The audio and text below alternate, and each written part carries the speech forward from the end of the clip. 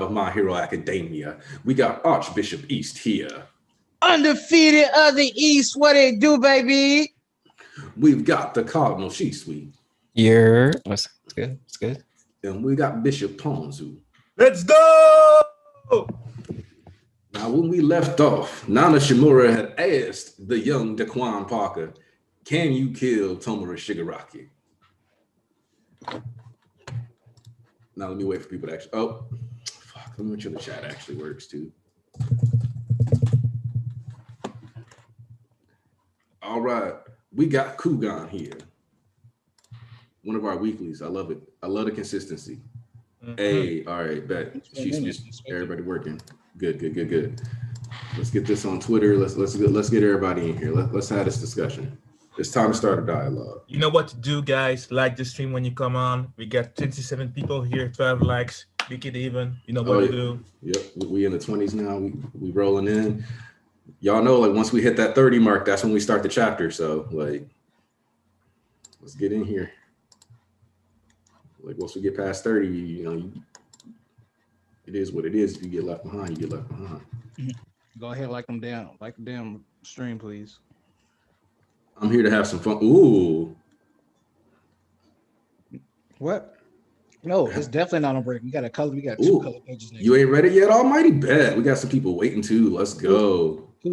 What's up, Nano? Coogan, we got a color page next week, bro. And we got the cover for Shonen Jump. Nice. It's definitely not a break. All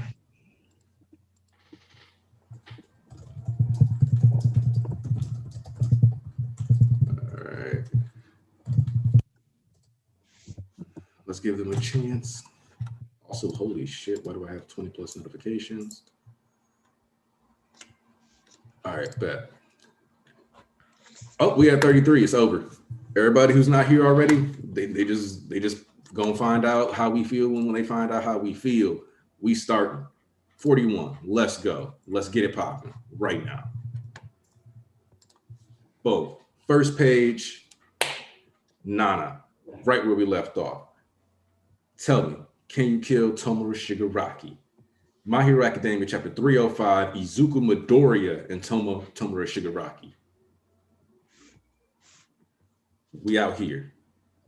Deku, that's not a request. I'm asking about your resolve. Like, you looked at him and saw someone who looked like he needed saving. That's what you thought. We know that much because we're in sync with your emotions. The issue is, he sure didn't look that way to us. Yo, Banjo, my nigga. I told you, he the best user. Dog. He's the best user. I love it. I said, just so you know, though, you wild for saying that. So, like, bro, y'all can't even be out here like trying to like ride on him now for this, because like we addressing it right now. That nigga, that's Banjo's my favorite. It's solidified forever. Horikoshi be knowing what people say. He just like, y'all so dumb. Here. He put it in there and they still can't seem to comprehend. He know what the fuck he doing, but that's not my. Let's get on with the reaction. No doubt. He's suffering with All For One taking over his meat suit. Bro. But that don't mean the kid is hoping to be saved. Even in a sitch like that, his eyes were filled with nothing but hate. That's how he was groomed. My brother's own damaged body now holds him back. So it's likely that he schemed to hijack the boy's soul and body as part of a grand plan to acquire One For All. First me, then my successor, N. Ooh, we finally got a name. That bastard tried stealing One For All from us twice and failed twice. Bending and breaking the basic principles of One For All takes a powerful will and emotion strong enough to override One For All. Emotions so strong, they're too much for one person to bear. We're thinking he's trying to use Shigaraki's hatred to get the job done. The rule is that only the will of One For All's wielder can affect it, but your rage is starting to eat away at that very rule. Because the origin of One For All was itself a powerful will that refused to submit to All For One. The basic premise is that One For All is tasked with destroying All For One. It seemed that Yagi accomplished this, but my tenacious brother managed to rise again. I know telling you this is incredibly unfair to you, especially after all that talk about how you can't walk away from this. Tomura Shigaraki is my grandson. To better fight All For One, I removed myself from my son's life, and Tomura was the end result. It's beyond shameful for an adult who failed over and over to burden a boy of 16 with her old debts. I know that, but all the same, if that thing grows into the ultimate evil, then nobody will be able to stop it. Enfin. Someday you'll fight against the Enfin. ultimate evil, that ultimate evil, perhaps. It won't be enough to simply forgive him or try to come to an understanding. There are some people in this world who cannot be saved. If a person who looks like they need saving actually turns out to be someone beyond saving, will you have the resolve to kill him if that's what it takes? And we get all 7 of them. Wide shot. Bro, if they direct this right, beautiful. I could see he was hurting, or rather, I could feel it. When Shigaraki's consciousness invaded One for All, when he was focusing so hard on his own dream, I felt it inside all that rage. I felt a little boy crying.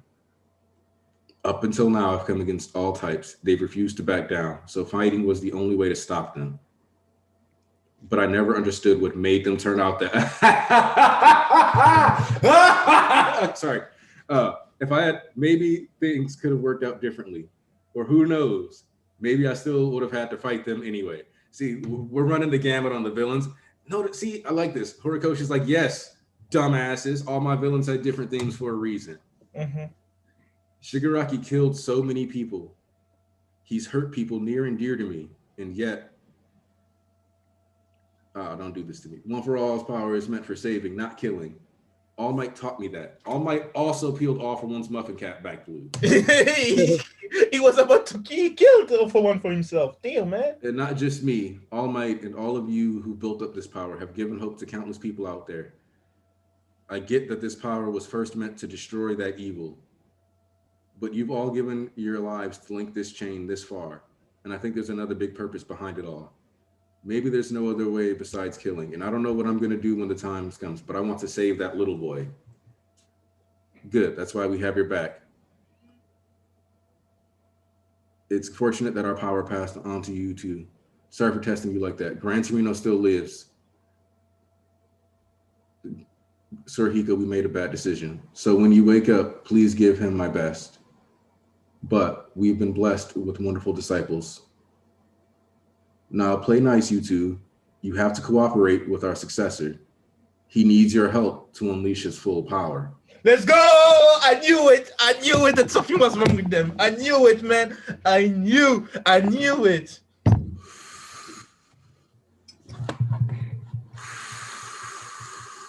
Finally, this shit finna get shut the fuck down next week. Deku was my MC, and we move. Now, Shisui. Oh, Flo's here? Yes, sir. All right, now let's get this conversation going because I'm not gonna be keeping shit 3 times. What testing? They weren't testing him. Or yes or no? I don't feel that. No, they asked him a question like he will have to come to that conclusion, but like he said, they were testing his resolve as a matter of what it was. Okay. Was you just that there was answer in that is much more strengthening than just like I'll kill that nigga, I'll hate that nigga, because it fits in line with Deku's character not only, but just throwing hands doesn't create you to be the greatest hero. Like Shigaraki said, violence only breeds more violence, and you just keep going around taking everybody out in 2 seconds and not questioning why these things are happening. You ain't gonna do nothing but create more violence and more violence. The cycle keeps going instead of trying to change something. But he wasn't thinking that. He was saying stuff just to say it. He wasn't really think like this because that man, he wants to destroy. That's the thing about. That's why I love Danjo. He said, "Man, that man don't look like he wants saving." That's the thing about it. Shigaraki, he still has his kid inside him, but that kid, that at the moment that he will accept that, on the moment that Shigaraki will see that kid, he will accept him. That is the one that he will release himself from the hate that he have, and that hate will make him greater evil. That's the thing about it. That's my thing. Oh, you got it. So for me right now, they show this right now. They really showed it. The problem of Shigaraki right now as a character, it is his hate.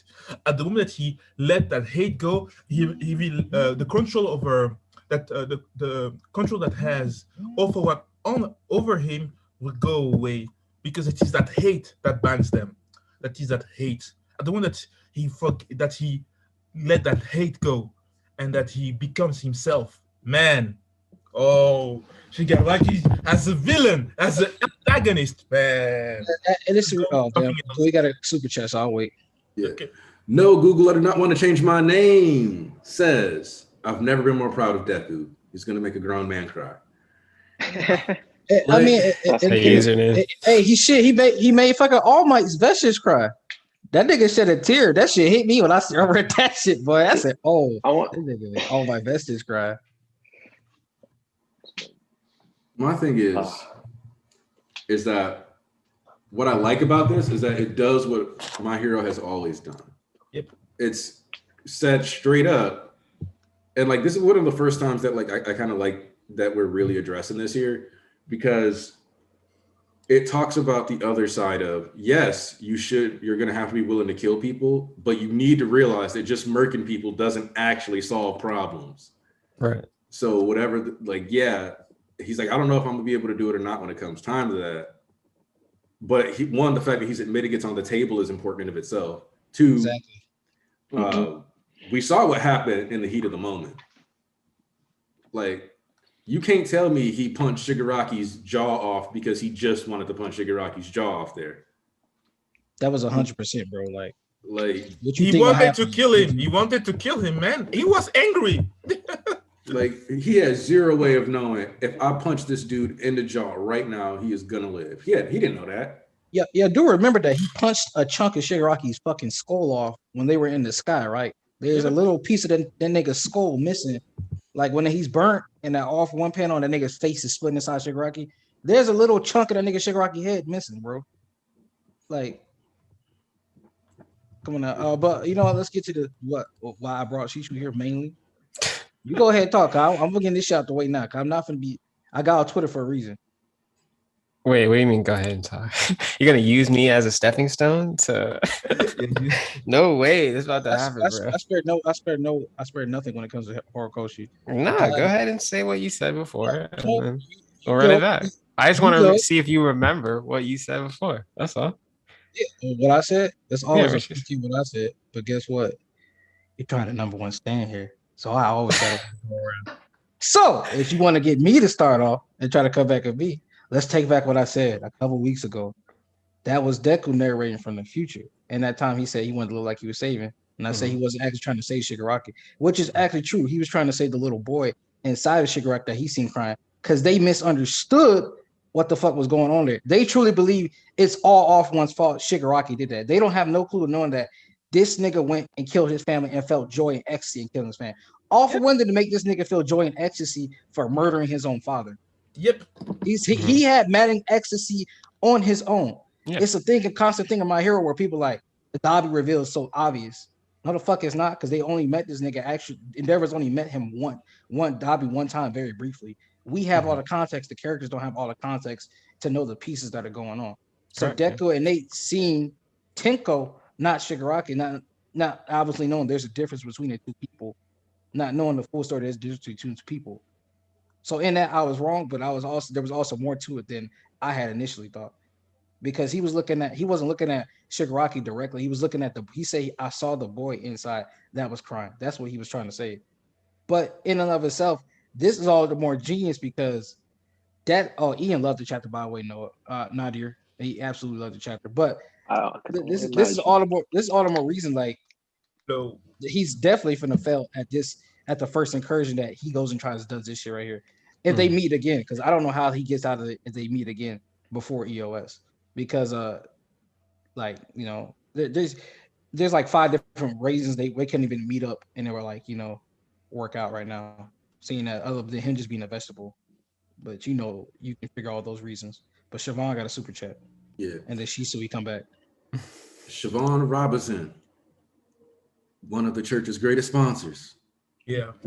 Is it me or does Deku's personality mirror Superman's? Probably why I find Deku a little bland, but overall a solid MC. This is probably the most Superman Deku has ever sounded. Yep. And you know, it's weird because I think what that really does let us know, though, is that Deku is his own character, because sometimes Oh, Deku's Peter Parker. Oh, Deku's Superman. Oh, Deku is. You constantly find yourself cycling between all these people that you think of him as similar to, which means that at the end of the day, Deku's just his own character, and it's because you're trying to like place him and like make him something or someone else that it gets confusing what characters to find, in my opinion. Also, no, if Gran Torino living is garbage, I don't like that. He need to die. Listen. I don't know that this was more of a death flag and solidifying that he finna get he stayed alive for a reason because he gonna get his final words to send his piece on that. Okay, we didn't fail. Okay, we actually made the right choice here. That Nana just literally just told him the person he cared for died, and they just said that. But Shisu, you go ahead. We gonna address this goddamn Deku. Nah, it's not. I'm not coming at you like you said. The other people, that were in your mentions, kind of came at you as far as like the direction of this. And I'm sure people are gonna have issues with this. Like, okay, let me let me set some things up. Like, number one is I know people are gonna have issues as far as regarding the outcome to Midoriya's decision. I guess maybe the fact that they kind of flipped the script in the chapter, not really, but you know what I'm saying, where they kind of were testing him. And I think people might have gotten excited at the allure and the potential of Midoriya having to kill Shigaraki. I think there are people that are going to be attracted to that ideal. And I think you weren't really reading My Hero if that was the case, because like this whole thing has been pretty much set up for many, like long ago. So, and personally, I don't really have any issues with it, regardless of like how the outcome that always fit Midoriya's character, who he was. And I'm glad, there wasn't really anything that happened that was an indication of Midoriya saying, yeah, you know what, I'm going to have to go kill this nigga. Like there was none of that present for me. And yeah, and I think that's always has always been like a cool thing about his character as far as like his origins, and that mirrors Shigaraki as well. And that's awesome. My only thing about this chapter where I'm kind of just up in the air about it, on the fence, as far as the direction of how it was said. To me personally, I think I would have preferred if we got Midoriya sort of, he didn't have to like question it, because like he's always been this type of character, but I just would have liked him to say more along the lines that, like, if the opportunity presented itself, like this is what he would do, rather than like, direct affirmation of that. So like that's like my whole thing. But again, like obviously the situation when it does happen, it's up in the air, you know what I mean? So who knows what's actually going to happen, but that's a preference thing for me. Because I like those stories better. I tend to like the stories that sort of where, yeah, the main character still kind of sticks to and trying to uphold like the values of himself and what he believes, but at the same time, he's also kind of like, shit happens, right? He's acknowledging that it's still up in the air. So that's cool. But yeah, so regarding you, what you said, East, as far as back then when I had caught up, yeah, and you basically cleared the air as far as like you saying that he was talking to the boy and not necessarily his future self was talking to the boy, not necessarily Shigaraki, yada yada yada. So that's what I wanted clarification on. So you pretty much cleared it up as far as that goes. So I told you I don't talk out my ass. I don't know who these people think I am. But right, real quick. Jorge Valdez, another one of our consistent sponsors. Mm-hmm. Yo, straight up, this episode made me feel so nice. It's a sensation that I've forgotten how it felt. It made me feel like a kid again. It made me feel hope. Oh, it felt good to hear that, when just answering this, what you just said, man. Jorge, the thing about is we get Deku is like you said, Aniki, amalgamation of the Hope hero type. We get Spider-Man in Marvel, we get Captain America also in Marvel, and we get also the best example in DC is Superman, the guy that he simple brings hope every time, trying to see the things in the right way.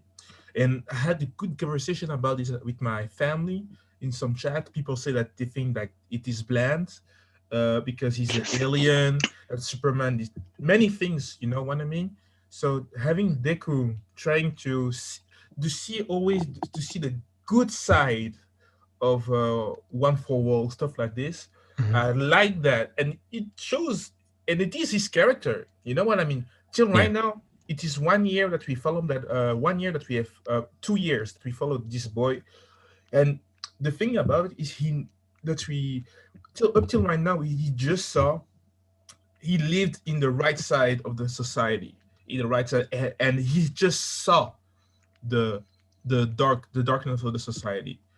And at the moment that he's going to live in the dark side of the society, are just seeing the past of All Might and the second and the third user, there is stuff like this that I want to see how his character will react to this, you know, because also like we saw Banjo. Okay, all for one just no, the Banjo said we don't believe that he can be saved, man. Know what I mean? Some of them would have go for the kill. That's what we see, and we saw it with when we saw the heroes attacking the hospital. The first thing that Mirko said was that man isn't human anymore. Yeah. That thing must be killed, and it was not her; it was her animal instinct. She said, "No, this is not my reason. This is my animal instinct." She says, "As that thing comes out of that tank, you're screwed." Can I go off? Please. So she went for the kill, and we got also Endeavor directly went for the kill because he saw that man. He just put just destroyed the whole hospital. What can you do against that shit? And Deku, it's good that he stays like that hope thing that we will want to believe, but that hope has to be confronted to the reality. Because what he's saying every time is just ideals. Yeah, One for All is something that is greater, but man, people are suffering right there next to you, but you don't know about it because you always had a great life. He never went through what Darby or people like this was living every day. He doesn't know the people. He had a mother who was taking care of him. His father was paying for the apartment. He never had issues, and his mother always bought everything for him. He doesn't know the struggles that Hawks had for having just what we will say like these toys. All my toys were 30, like how many dollars? Like $30 the toy. All Might was $30. Yeah. $30, and he was getting everything from All Might. Imagine how much that it must have cost. He was getting, he's a guy for the middle class. Middle class. He doesn't know what the low class is, and it is something as the best hero that he must see and understand. It is something that I expect from Horikoshi to see that, because the way that he's talking, you see that he's a 16-year-old boy. Yeah, and she said that too. Because I'll let Shisu go. Yeah, that's the thing, and that's for this to showing us right now. This point shows that the first one said, yeah, we will support you, because they want to believe in that what he's saying, you know what I mean? But the question is, his question is his resolve. They never ask if he would do it if he had a resolve to do it. And that's the reason his resolve will be tested throughout the series. That's also perfect, because we get Shigaraki on the other side. His resolve is always tested since his first appearance. He's resolved as becoming the greatest evil of My Hero Academia, surpassing All for One. He's also tested right now. He's getting he's right now in meat suit, like his manager said, in meat suit for All for One right now. And his resolve is also tested. Can he beat All for One? Yeah or no? You know what I mean? Because many people think that All for One just jumped bodies and everything, but no, he never did that. He just tried stuff to get off a One for All, but he never get it. That's what we heard right now. He tried to steal One for All twice. Right, we got super chat. Bench. Okay. Deku would have been. I got that. Siobhan Robinson coming through once again. Our GOAT, our legend. Deku would have had the perfect answer for Toga and maybe could have saved her or still can. No, Toga going outside. Nah, Toga's done for that. That's a wrap after that. I got to be completely honest with y'all. I think this conversation is important, but I do have to admit that I don't see like any of the League of Living. Yeah. Oh, I agree completely. Like the only one you could possibly get is I agree with oh shit, Hemmings here. What's up, Hemmings? Except maybe Spinner. Yeah, that's the only one because you said the book one. Nah, yeah. I think Spinner does end up like I think to a certain degree. There's gonna be like when we get to like the end that it's like Deku, Spinner, like a couple people like having a conversation about this as adults, and then that's what it's kind of gonna be like. Oh, okay, like literally these different people came together, because I think especially when you look at how Spinner was executed during the naming of the Paranormal Liberation Front, the fact that he took his role as a commander very seriously, got experience leading the organization, putting stuff together. I can very much see that like if Spinner doesn't die, him going to prison for a while and then eventually coming out and like doing what Twice wished he could have done and getting that restart by like getting help by Deku and then eventually having like a political career, being one of the first mutants to really get big in politics, stuff like that, and really get things moving and shaking is how I kind of see Spinner going. Great. So you want to touch up on? Yeah. So Philip mentioned in the chat, he said, I love this direction because even though the predecessors agree with Deku, that doesn't mean everyone in the real world is gonna like his choice. Yeah, and I think that's what Pondu was also talking about as far as I saw a little bit differently as far as Banjo and like what he was saying, because when faced with difficult decisions, like Banjo's like talking to Midoriya like that is basically a direct correlation to how the audience, or sorry, not the audience, the citizen society will react, and other heroes in society will react to Midoriya's decision if he shares that with whoever he shares it with, right? I don't know if he's going to keep it to himself, whatnot. But if people asked Midoriya, hey, like, when faced with a decision or faced whatever, when it gets to that point in the series, those are how people, his closest friends or whatnot, going to respond. And you also brought up other heroes like Miracle and all of them that were, kind of saying like, yeah, this nigga's got to die, right? You saw how they pretty much just kind of saw what he done and like they're weighing the odds. The same thing Hawks did, which is another point that Horikoshi's trying to reiterate. It's like same thing when faced with difficult choices, heroes have to sort of make that split decision. They have to weigh the odds, and something that they're faced with every single day. And so Hawks made the decision with Twice, and you see here that they're kind of the easiest way out is to this obstacle, to this challenge, is to remove him from the picture altogether.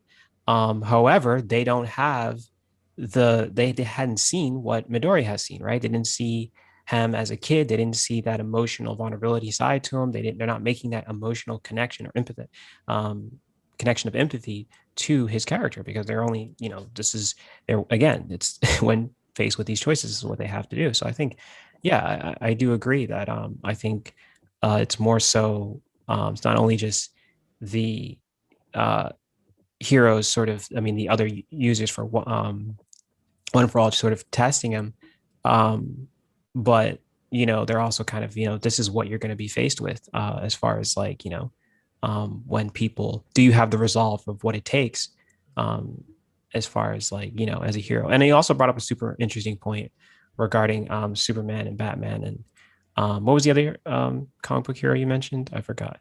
You got like Spider-Man, Batman, Superman, yeah. Like, so I what I like about that, and I'm hoping to see, and I think that's kind of what Philip also brought up as far as like, and you also kind of mentioned it too with the super chat, with as far as like Toga, like what would happen given the scenario if another person of Class 1A, in this particular case Midoriya, was there present in front of Toga, and it's like it kind of also brings up an interesting thing is of like it reiterating my point of Ochaku has had moments where she's interacted with her before, and so has Midoriya, but it's like the more likelihood that these they have these interactions and they get to see their pain, their vulnerability, these other sides of these antagonists, because the league is filled with all of all of that compressed, all of them have like, so the more they're sort of beginning to sort of establish these connections with them, yada yada. But as far as like the whole Superman Spider-Man thing goes, it's like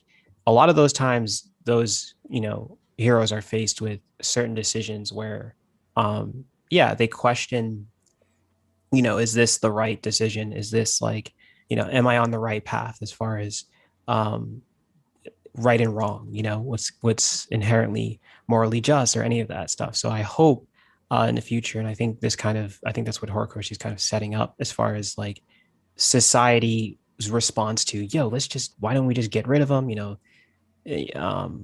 Look what they've done to society, etc.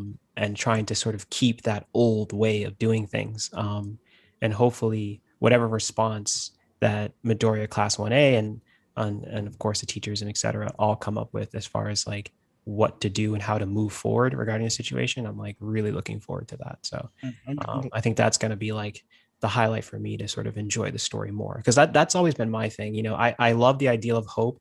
I love the ideals of just sort of like saving people that need saving, that you don't always have to go at a problem trying to kill someone, trying to murk a nigga. Like that isn't always the and I know some people are like, okay, logistically speaking, like it makes the most sense, yada yada. Like no, not necessarily. Like sometimes, like if the opportunity presents itself, why not take it? I mean, because when you start, it's that's a short-term solution, but when you start thinking about it, it's like what separates you from the others being like them. Is like the harder when faced with these difficult decisions, like it's like making these hard, difficult choices, but in the end, the payoff is immense. You can end up saving, and it's all about, this story keeps reminding you, it's all about future generations. Like it's all about what the next heroes or the next people will sort of emulate and look up to, because this whole thing has always been about history. It's always been about somebody looks back in the past and they're like, well, this injustice or this thing that happened to other heroes or whoever, like, was the byproduct of people saying, yo, let's kill him, or let's, lock him up, or like, you know what I mean? So it's like the hatred, these things continue on for such a long time because it's a direct response of heroes just sort of looking at people and saying, we gotta do what we gotta do to, save our asses and so keep I really like that you mentioned that history incorporation, because I'm sure you noticed that like I had those My History Academia videos starting, and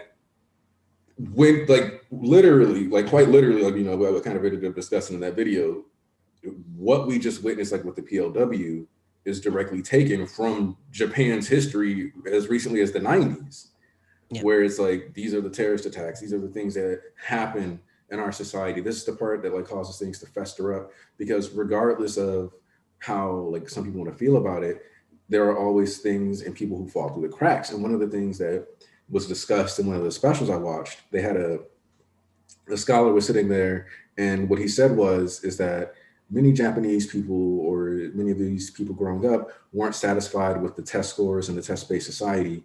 And so they decided they like wanted to lash out and find their own way. But then he said something that highlighted exactly what the fucking problem is from a cultural standpoint, because he goes, those people just don't accept their real potential. So instead of him saying and like thinking maybe there is some stuff that we end up missing, because if these people were capable of coming together to create this big attack, at least they clearly had some potential to do big things. Right. But instead of seeing that and taking that away from it, he doubles down and is like, they just were incompetent people who couldn't see that they weren't that great, and that's why they lashed out. And that issue, that thinking, is what part of like what lets people become complacent. And so you see, like, so to a certain degree, you can argue that Horikoshi is saying, if that mentality pervades and it keeps going, if we were to get superpowers in the future, this is what would happen.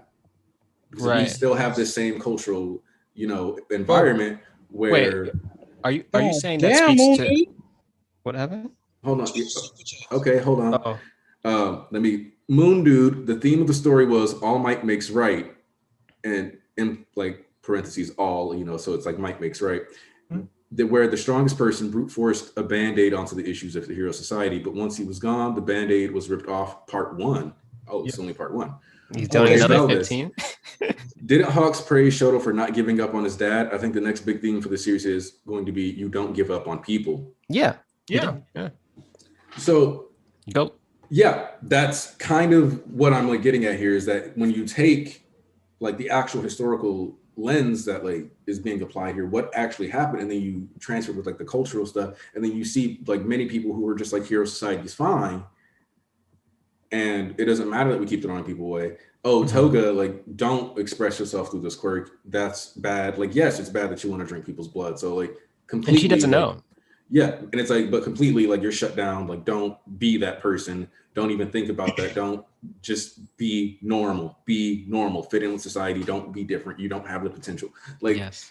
this idea that like you have to please everyone around you because you're the least important person in the room, in a lot of ways can lead to great utilitarian strides. But in the process, this has taken it to its zenith where now not only are you not the now are you not only the least important person in the room, but now you aren't even the person with the capacity to save people. So why would you be the one to do that?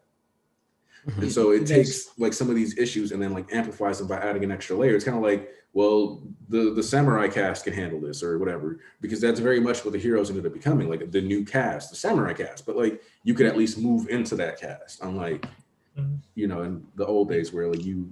And even then, once Nobunaga took over, like people were able to move from like being peasants into high tier soldiers into generals, etc. Yeah. So like, I think that that brings up another point too, as far as to segue into is, and I think it's this probably one of the strongest aspects of as far as My Hero goes, is the sort of robbed potential of these characters because of the environments they grow up in, and that's a very realistic thing to basically us and like the readers, as far as like when you're born you're given a name and where you're from and all of this, like and yeah, you can break away from that, but it's not an easy thing to do. And so when you treat everybody the same, and for example Toga, and you're like, okay, you're on the wrong path, we'll just stick you in this place so that you can quote unquote heal and get better and become part of the system that works. It's like so you can fit in. Yeah, I think that's a very in itself is a broken thing. That's why they're lashing out. That's why they're responding in this way, because not everything works for everybody. It's not an answer. You can't just slap a band-aid on everyone and be like, expect the same results to work. It's a case-by-case situation. And I think that's what these heroes are also learning too. And you also brought up Hawks, which is amazing because he is growing still as a character, and I love that. He doesn't just like stay consistent. He saw what Todoroki did, and he thought back to the moment where he would do things differently. He was like, oh shit, like this kid's younger than me, young kid in the cut, and he's choosing, here he is choosing a different decision, and he's had it fucking bad too. So I think that's really, really cool that we get to see that, and it's done like appropriately to the series. It's not just like they're just chucking it out of their ass because they're naive kids, but they're face shit. They think about it and they move forward. And I hope, as far as Ochako goes, I hope she also finds the answer that she's looking for, as far as like she couldn't then, but maybe some place down the line she can realize something as far as like her and Toga go. So let me go next. So in the fact that I wanted to brush on this earlier, but it's how you got two sides of the extreme. It's so funny. The references aren't just superhero comics. There's a heavy influence from Star Wars.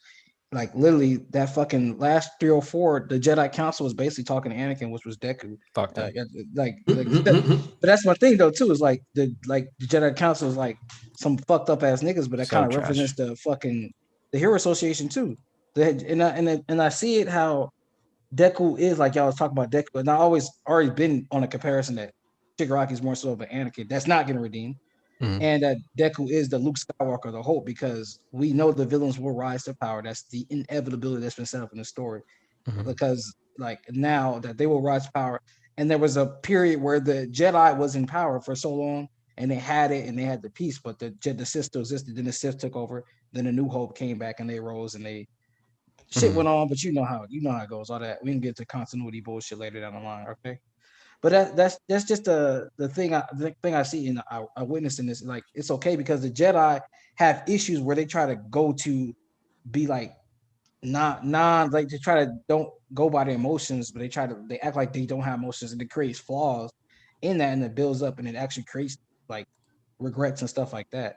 and it creates your mind to be even more clouded and something like that. But then the Sith just embraces everything they feel, and that causes too much chaos. So where you come back is down the line when they were talking about the Great Order, with Luke later on, Luke was looking at it was like there's a balance between it, and that's what people are trying to find because we had the era of extreme peace, all that like bad good guys good, bad guys bad, simple as that. We crush those niggas.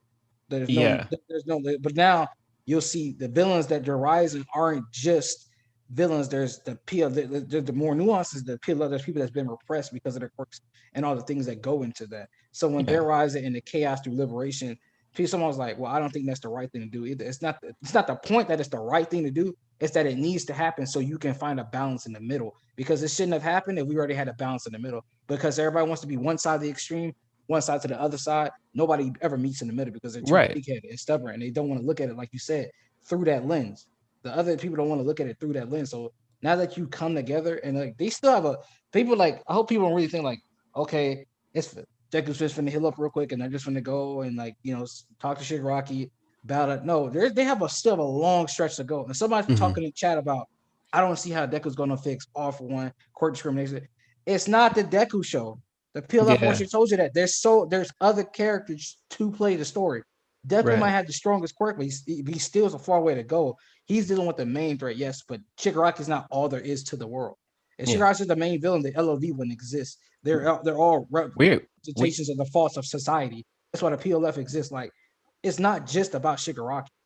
Okay, it's like there's other characters, like just like it's not about All for One and Shigaraki. There's an entire world that revolves around it going here. Besides Deku and All for One, all that that applies to the heroes too. So like, it's not just the Deku show.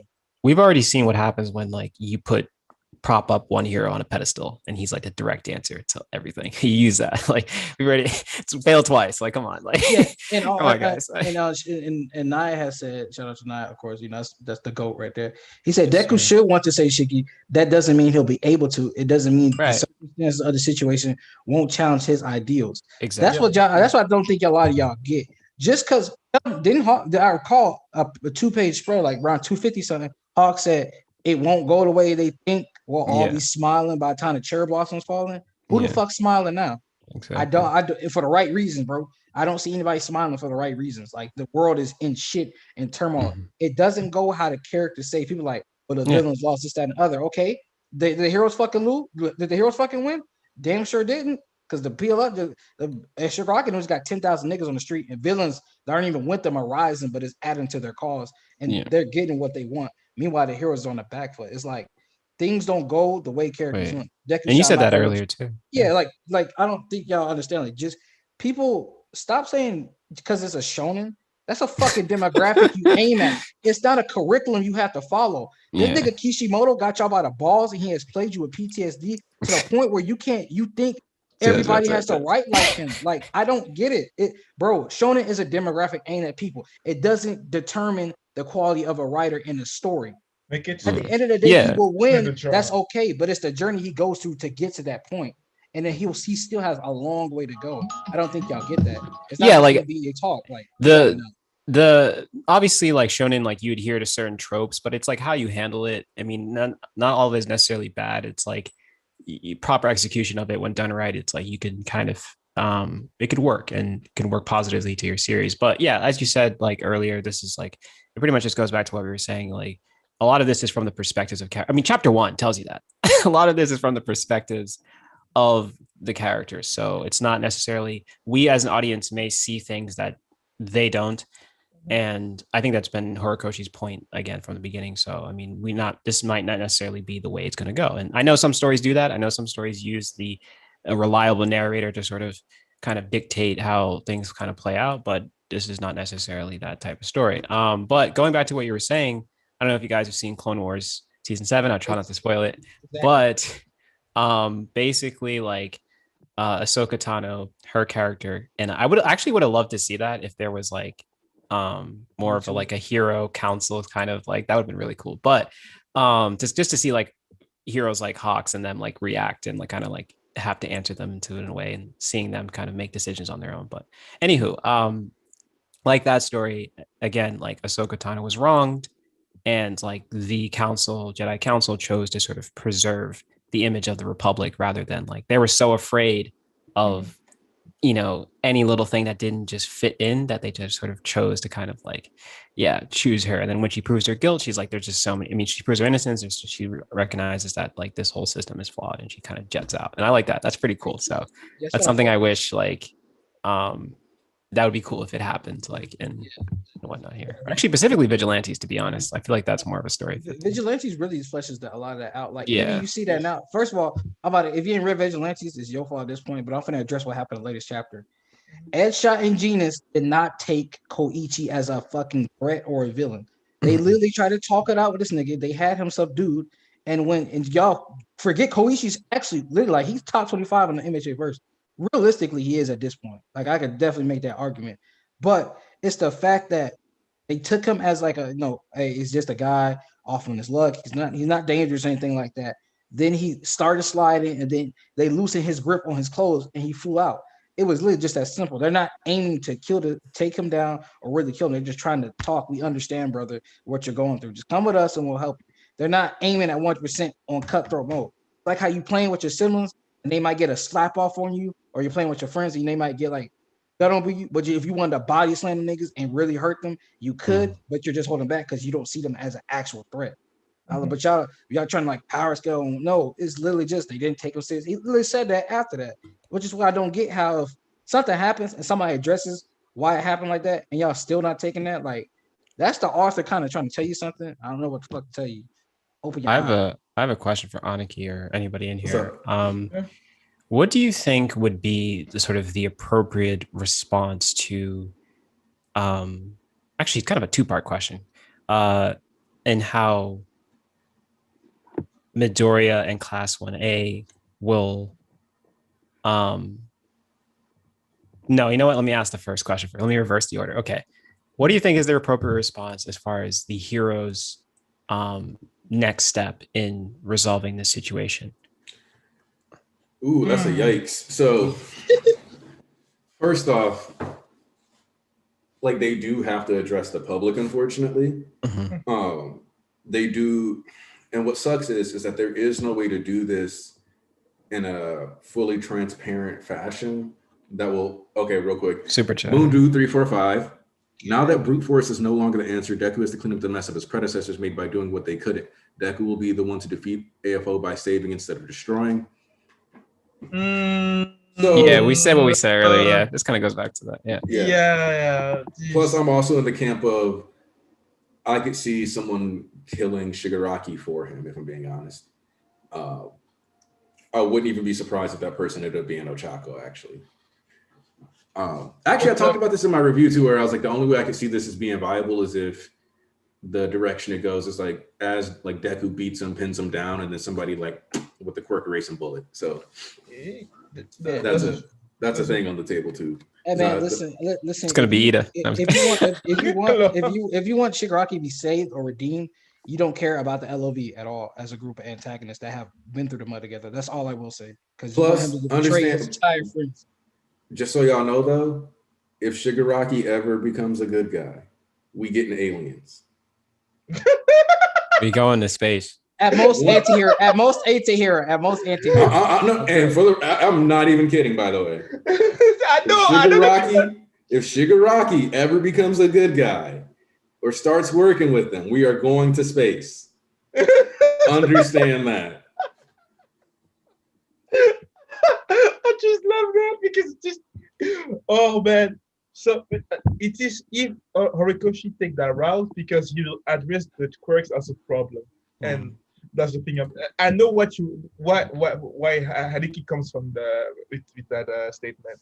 The thing for me, oh wait, did we even answer the question? My fault, Panzer. Yeah. Sorry, we got sidetracked by the super chat. Oh yeah, the thing about the super chat. Yeah. Let me go back real quick. First off, though, they kind of really got to take this L, and this sucks. Yeah. There's a good chance that admitting what they did, putting the students at the front lines, all that, will basically kill the Hero Commission and like legal heroism to a certain degree.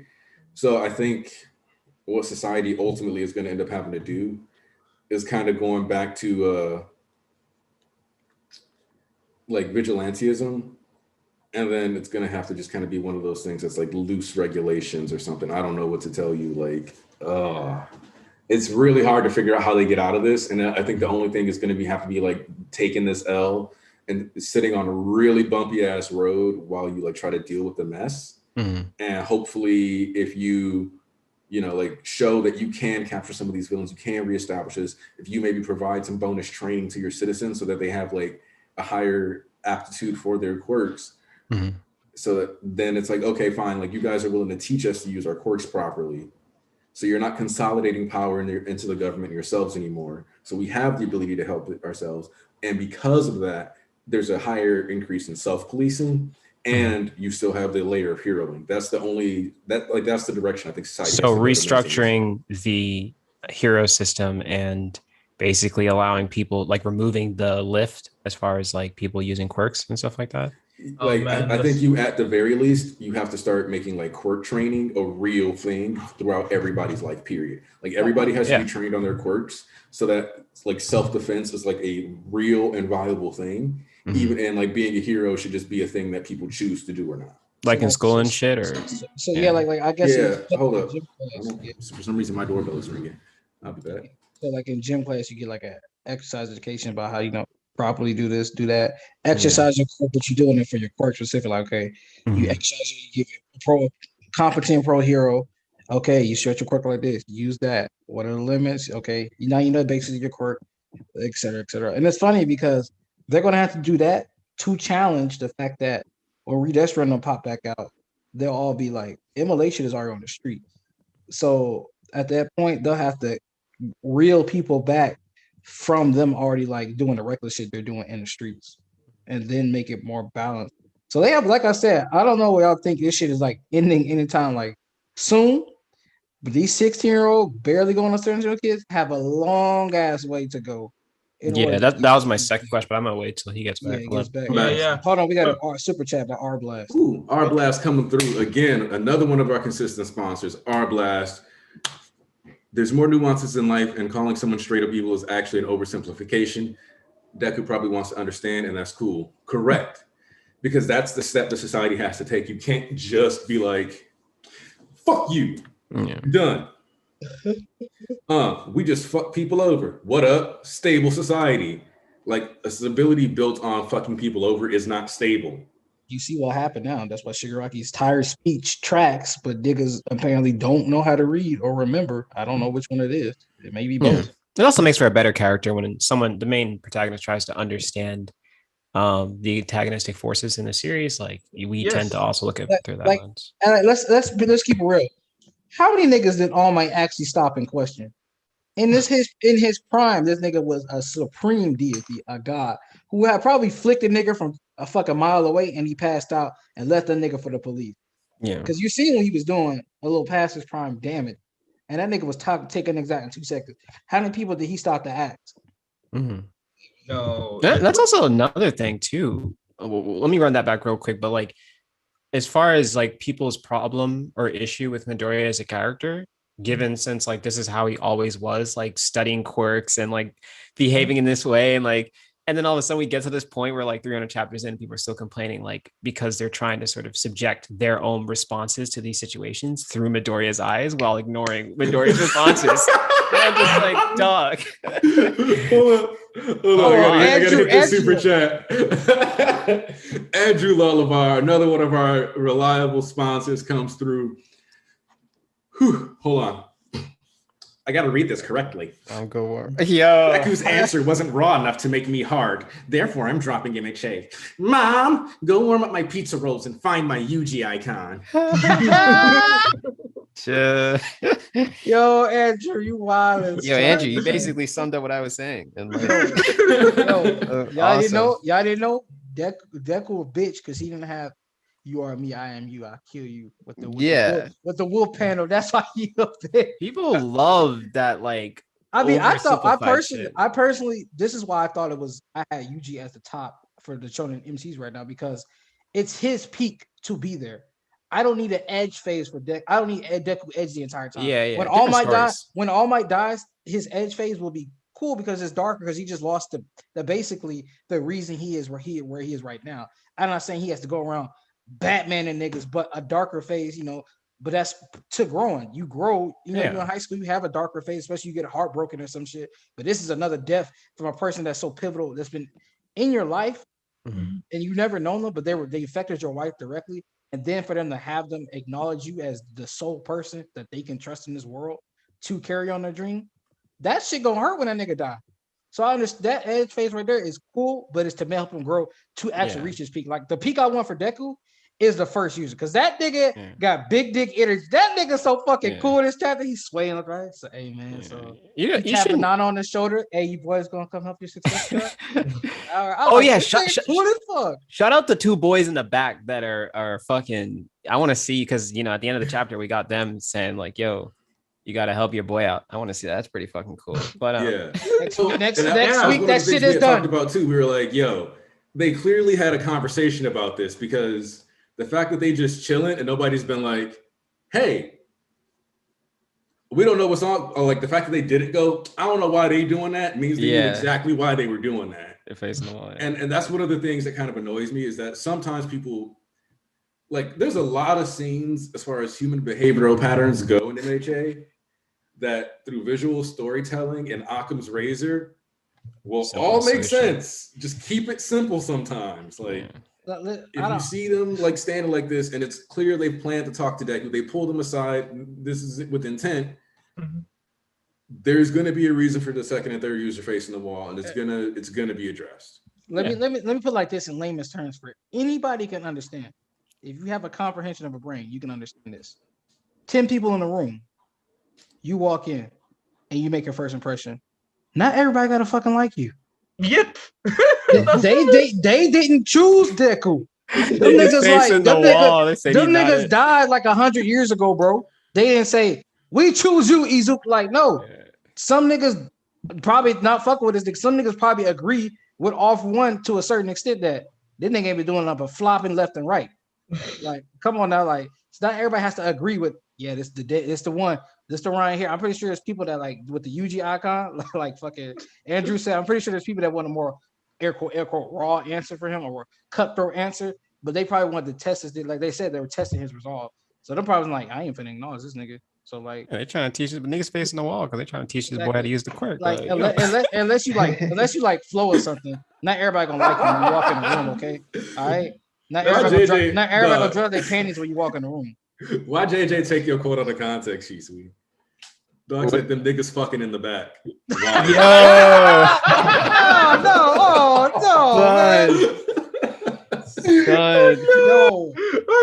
The thing about it, and I keep saying this. These guys, they are the ones that maybe will show to Deku that One For All is not that hopeful thing that you think that he's like. One For All is a quirk used to people trying to fight something bad, and sometimes when you want to do something good, you do something bad. That's the thing about it. I want this guy to be this. I don't know why. I would really want to be them to be the dark side of One For All, and then to show Deku when All Might went for the kill when he was facing All For One. Till right now, we never saw All For One, and All Might never talked about this. That man thought that he killed All For One. He said, nah, that man can't be alive. I went for the kill. It was the scene. It is really in my picture in my head. That black white moment that when he was talking in the anime, he was trying to make him believe himself that All For One can be alive, because for him the ship has been born. Y'all wilding in the chat, bro. Oh my goodness. Now they quote you out of context one time and we get a ship out of it.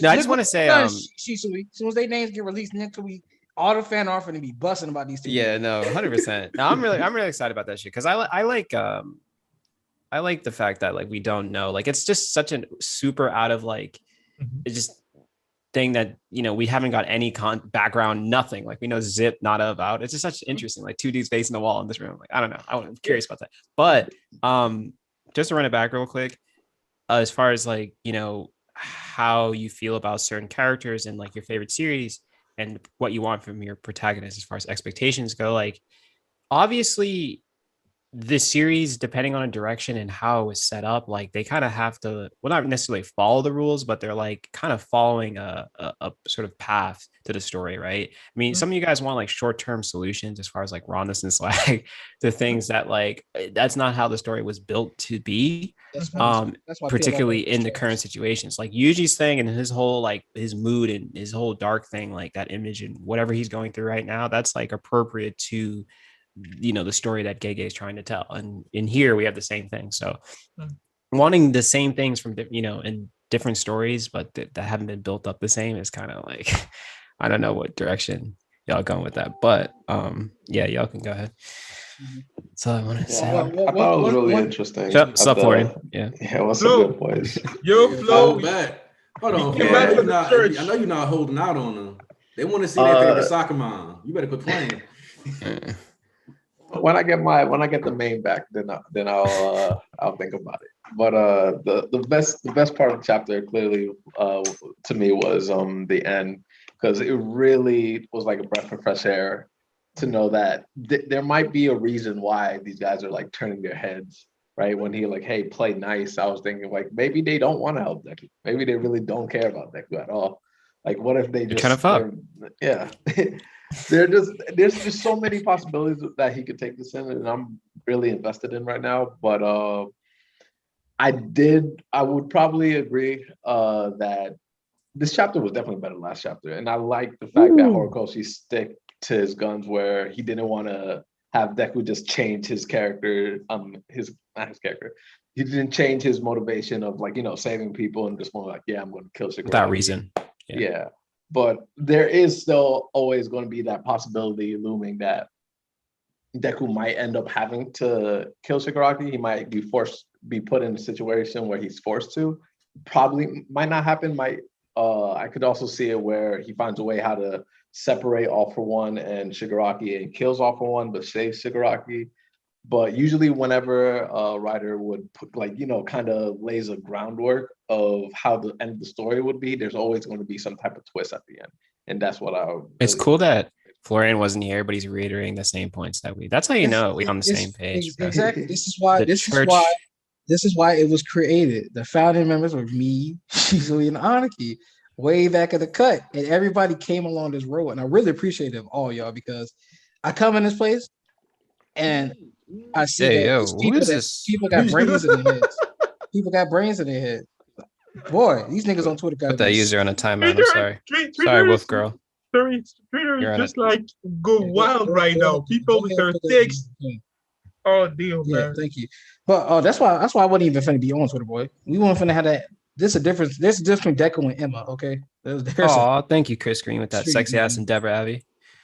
Chris Green coming through, a long time viewer too at that. Yeah, appreciate you guys. Keep up the great content. Listen, we appreciate y'all. Listen, Aniki, you don't know because some people are actually intimidated by you, but from time to time, I do because he's a villain. He had the fucking overall mask, bro. Right. Now you gonna bust that. See what I made him do, look what you do. Look what you made him do. Oh, my here. God. Look, you see his last video about old boy, about the cult syndicate. So now look what you did. But what you don't know, Aniki, is that some people actually come by to me and like, surprisingly, they be like, you know, I couldn't tell Aniki because, you know, he's kind of hard to approach. But of all people, when you yelling because exactly. But they're like, I really appreciate you guys giving me a place we can come. It's not just one person. It's been multiple people that have come to me at different times and just like trying to throw bricks at people. That's what they coming to. That's in the past, okay? That's in the past. That's in the past. Crazy. That's in the past. Until you piss me off, then the past can relive. Oh yeah. Second question, totally forgot to ask. Class 1A and the other classes, as far as their involvement, do you think Midoriya is going to sort of tell them about this? Like, do you think they're going to want answers to this? Oh, definitely. Like, how do you think that's about this? Do you mean just like about everything that's happening in the Vestas world, or you just talking about All for One? Yeah, it's Quirk. I mean, like talking to Hawks, like the whole because One for All being released, like that information is going out, and then to a certain degree, they basically gotta sit there and be like, all right, so here's the thing. And like, no matter what happens now, they got to explain why Shigaraki wants this power. What makes this quirk special? What makes Deku's quirk so special that Shigaraki specifically said he wanted it? I think only a select few are going to know. I think it ends at Class 1A, and I don't think anyone outside of Class 1A would know. Probably, like I'll say, like Endeavor, Hawks, like those top heroes that's like really like trying to figure out what's going on right now. Other than you think they ain't telling the public? No, they're not telling the public. They can't. They probably. I'm trying to think of anyone else who might figure out. Maybe Eri, I guess you could say. Who else? Lemillion already knows. Oh yeah, Lemillion too as well. I forgot about him, but I don't see Sun Eater getting the information at all. I think he's not important enough. Yeah, damn. I mean, Sun Eater might not even. I ain't gonna say no. Real quick though, because I've seen it brought up in the chat a couple times, and I want to honor the chat because y'all here. You gonna do? I was gonna do okay. You know who I'm talking about, Milton, right? Yes. Yeah, I was gonna say something. Yeah, I was gonna say something, but here we go. So like, there are exhaust ports on the third user's shoulder, and somebody was like, "Oh, that's a red hand," but like, bro. In the era, like by the time the third user was like a hero or villain or whatever. I'm sorry, but I'm not slapping any support item on my back that ain't helping me fight. Not in that era. Yeah, I don't understand. That shit was wild back in that day. Like not back then. Like, yeah, facts. Like even Shidomori was like, it was a turbulent time. Yeah. Shit, know, back before Shidomori time, that shit was wild, boy. Like, wait, literally, I got it. Don't worry, because it's another one of our classic sponsors. I take welcome to my Spider-Man says, wait, I take that back. I used to type long comment to my Spider-Man says. Oh, shit. We definitely get in the color page for the vestiges, finally killing that theory. Y'all should have an official podcast about MHA and Vigilantes. This is like a podcast. I just didn't call it that. I mean, yeah, it is like a podcast. The stream's damn near a podcast, almost. But because it is like, we discussed the one thing, but we do talk Vigilantes. Like I said, if you wasn't here, stop trying to power scale what happened to Vigilantes. They literally just didn't see Koichi as a fucking threat. Like I said, it's the same thing when you play fight with your siblings and they get a hit off on you or something like that. But it's because you didn't take those niggas serious. Because if you were to go 100%, you could actually harm them. Their goal isn't to harm Koichi because they don't see him as a villain. They see him as they literally said, yeah, we understand what's going on, but trust us, come in and we can help you. Then when his restraints got loose, he boosted off because they didn't think he was capable of being that fucking fast and strong. So they're like, okay, we kind of underestimated him and his resolve. Something like that. Y'all trying to get your power scale when they literally just said what the fuck happened. Like they pulled up to have a conversation. Yeah. Koichi pulled up to pull off. Like, they don't know what the fuck he's really like. That nigga Koichi's literally like top 25 in a verse. I can make that argument, bro. Also, I want to address Daniel because while we're talking about the shoulder things, I also want to talk about how the sixth username apparently means smoke. So like we could get in which oh duh. And means fire, though. Okay, so the thing about this, it makes so much fucking sense for Deku to have a smoke quirk, and you want to know why? Why? Do you remember what the first piece of one of the first pieces of art Horikoshi ever had published was? No. A drawing of Smoker in like volume 22 of One Piece. Oh, I do remember that, and the quality is so garbage of it. That was his first. That was his first. Because he was like 15 or 16. He was like 15 or 16 at the time in high school, and he was talking about it in the interview. But the quality is so like the quality of the picture is so garbage because it's so old and hard to look at. So the quality, it's like a fire picture, you can tell it's good art, but it's like so hard to actually like. N means also fire. That's the thing about N means also fire in Japanese. So flames. Yeah, but we know he's not getting fired. Hey, I tell you, it's gonna be better than Old Boy. No, I'm just Bro, if honestly, I would love for Deku to have like, if Deku's power basically gave him the smoke fruit or something like that. Nah, that would be too big. Yeah, 2002, 15-year-old. Yeah, I see it. Yeah, SBS. One Piece, SBS 577. Yeah. So This should be bad. Yeah, it's like, well, I don't know if he's had any other art published anywhere else. So that's that's like the first piece of art I know for sure got published by Hori. Mm-hmm. But no, he said that was like his first big thing, and it really gave him inspiration to go forward off of that. Horikoshi said, "I was shaking." Yeah. See, it was like a crazy moment for him. So Aniki, since I see you, like, I don't want to say change your tune, but you like, new information presents itself.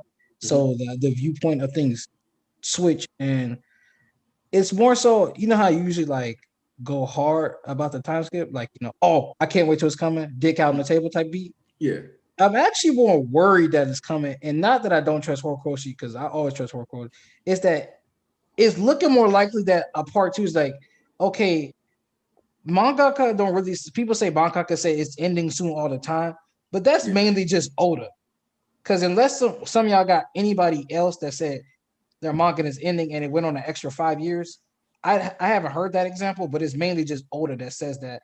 Or it's only Oda's editors that hype something up and people aren't pleased, and then they project it to every single body. Because Gotek surpasses bum ass. So if you or Shisui heard that like a manga is ending soon and it took like another 6-7 years, I like to hear it. But the only one I ever heard that for is Oda, and the editor thing is Oda, but people project that onto everybody else when they talk about it.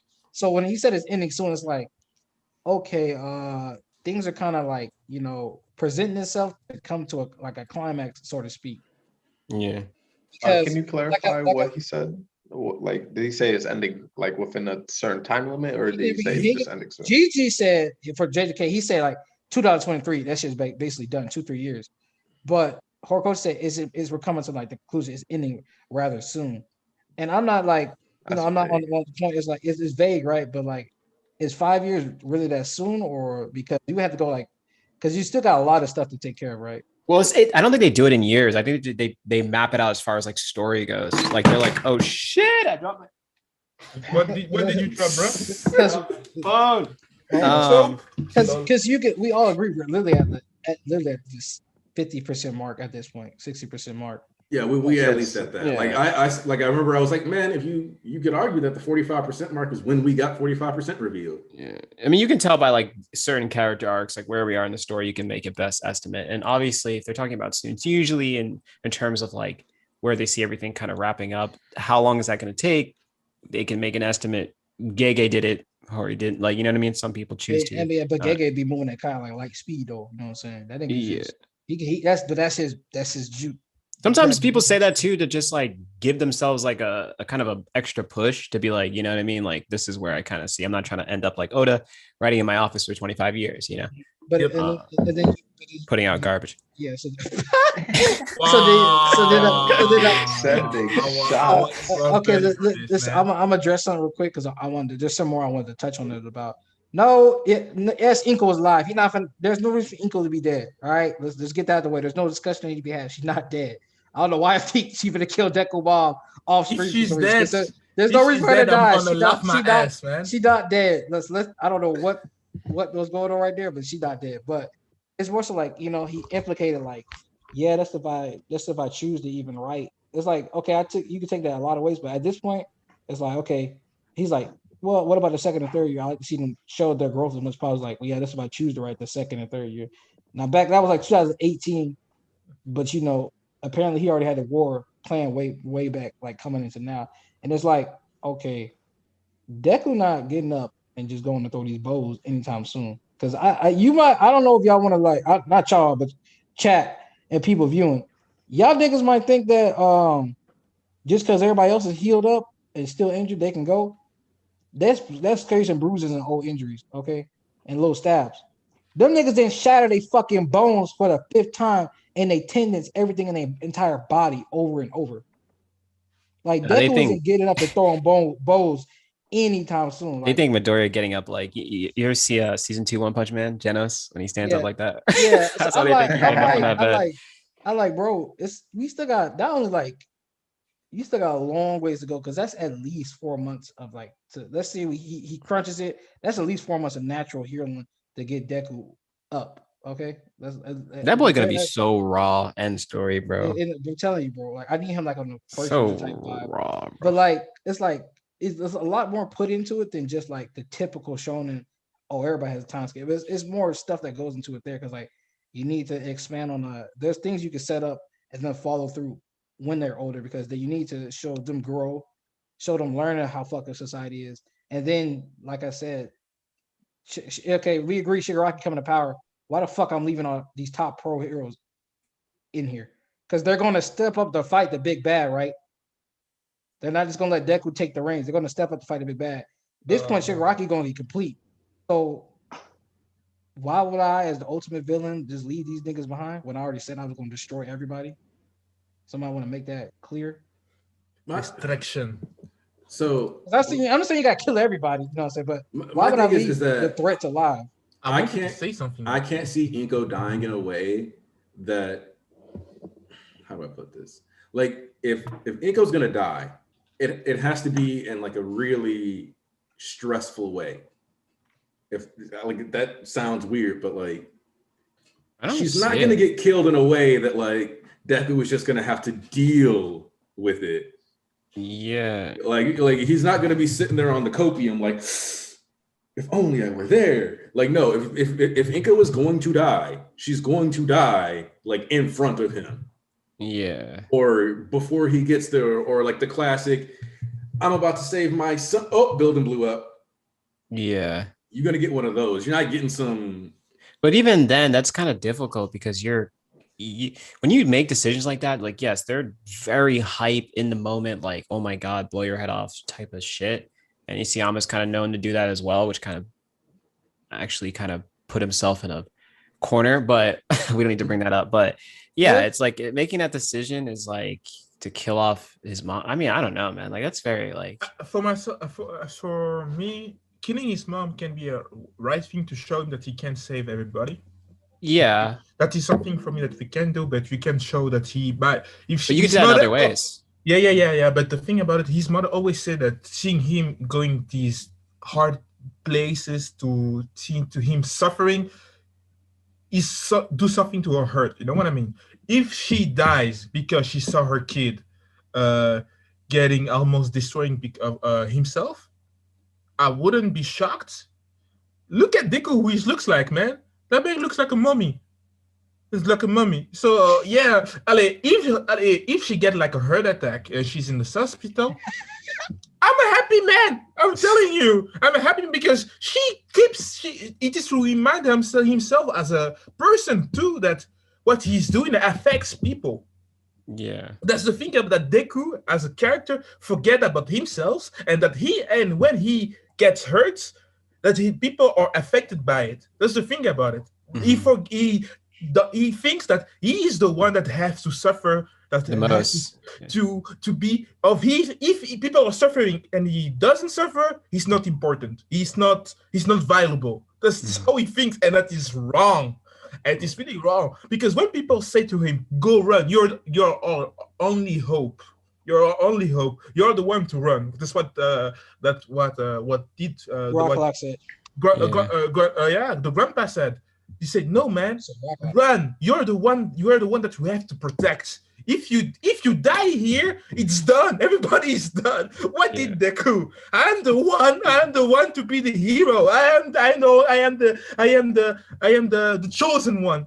He went there, he came back, almost dead. You know I don't think. Yeah, I have to address this super chat from my boy Silvers. She's live from his villa. Oh, brother.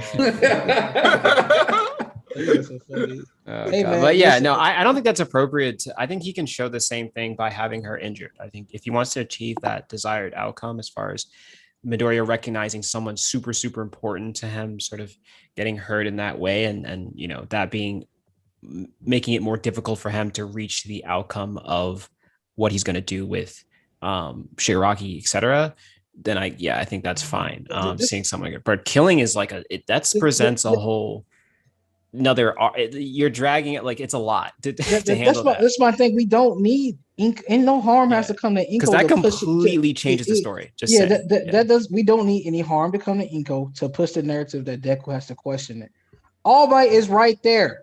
Exactly. His death was just foreshadowed and confirmed. We don't need Inko being killed by Shigaraki to push something so that Deku has to like. Should I really like?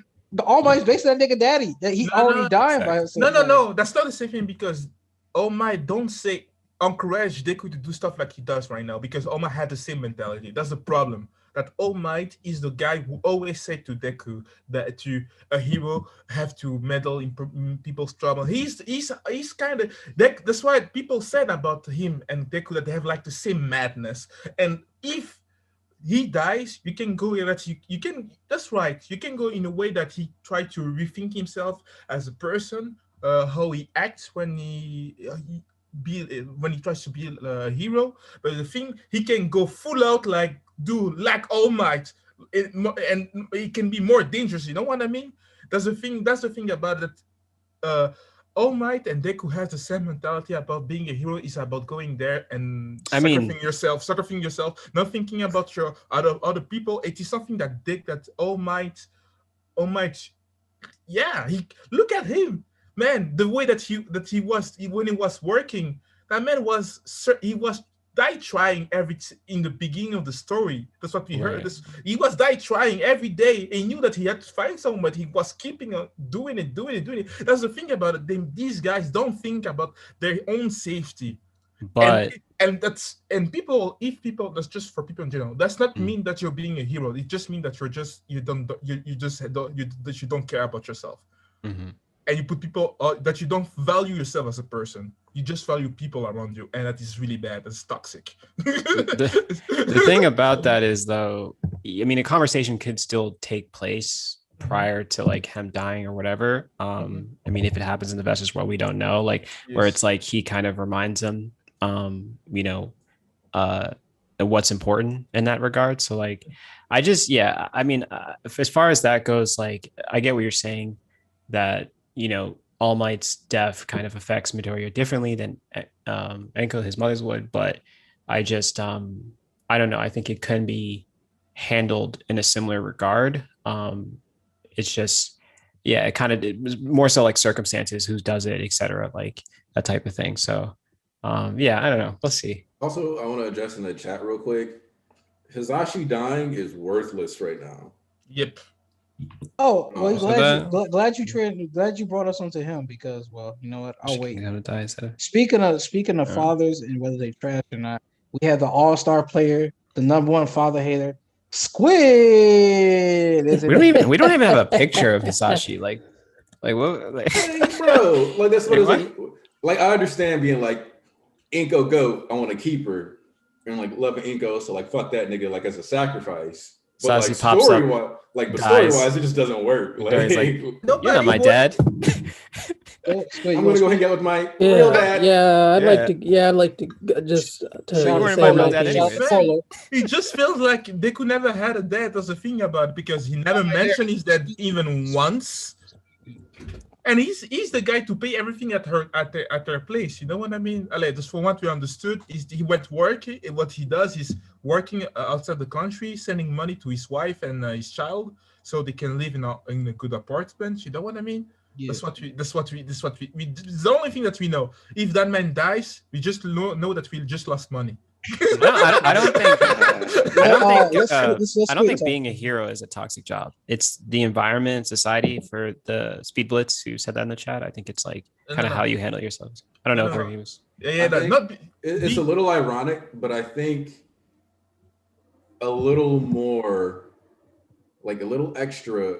This is gonna sound weird, but a higher saturation of heroes with lower worship of them would have actually been a functional society, right? Because you would have had like the coverage necessary for areas like Naruhita all across like these underserved communities. Because like the reason why Koichi is so cold is because his area was just straight up underserved for like 3-4 years. That's all he did. Was even after finding out, damn, this town is so underserved that they have a local vigilante.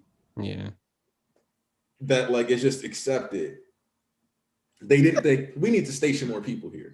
Mm-hmm. Mm-hmm. And that's part of what I'm hoping. That's part of why I really do want the crawler integrated into the story, because one of the things that, if you remember, like Genus was like, I should have some sidekicks stationed here because this is an underserved area. Like him actually thinking about that now. I would love a callback at some point of him just thinking about the crawler and how like they failed and had to bridge that gap already in the past before. All right, so let's get Squid on the track, because Squid, I know you're waiting. And Tyler Hawk, I'm sorry to see you go, bro. Staying gonna get you out the paint. Thank you.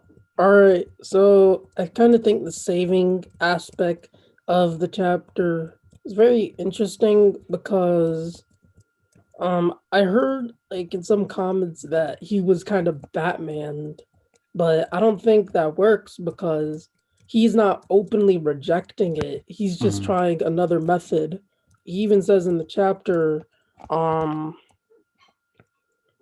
maybe there is no other way besides killing, and I don't know what I'm going to do when the time comes. That doesn't refer to the killing. That refers on what's going to happen to Shigaraki, whether he's going to save him or if he's truly unsavable. The point being is that he wants to try. Yeah. So it's less he refuses to kill and more he wants to try another method before going to such a drastic option, which I think should be more respectable because, again, you even see this in real life. We go to the most extreme solution in the quickest interval. Yeah. Yeah. And that short-sightedness can lead to more disasters. X. That's also different too. Like Batman's a vigilante who uses that as a line, a bar, so he doesn't cross in order to like lose his humanity and stuff. Like this is like a way so different. It's less that like Deku has a rejection to lethal force. It's just he wants to try a less permanent solution in terms of mortality rates. Okay, hold on, real quick. We got super chat. Yep, super chat from Adam. Welcome back, Adam TV. You know, Adam, you mentioned how you haven't been here in a while. The church always welcomes its followers back. This is a good environment. Shooting my support because I haven't been here in a minute.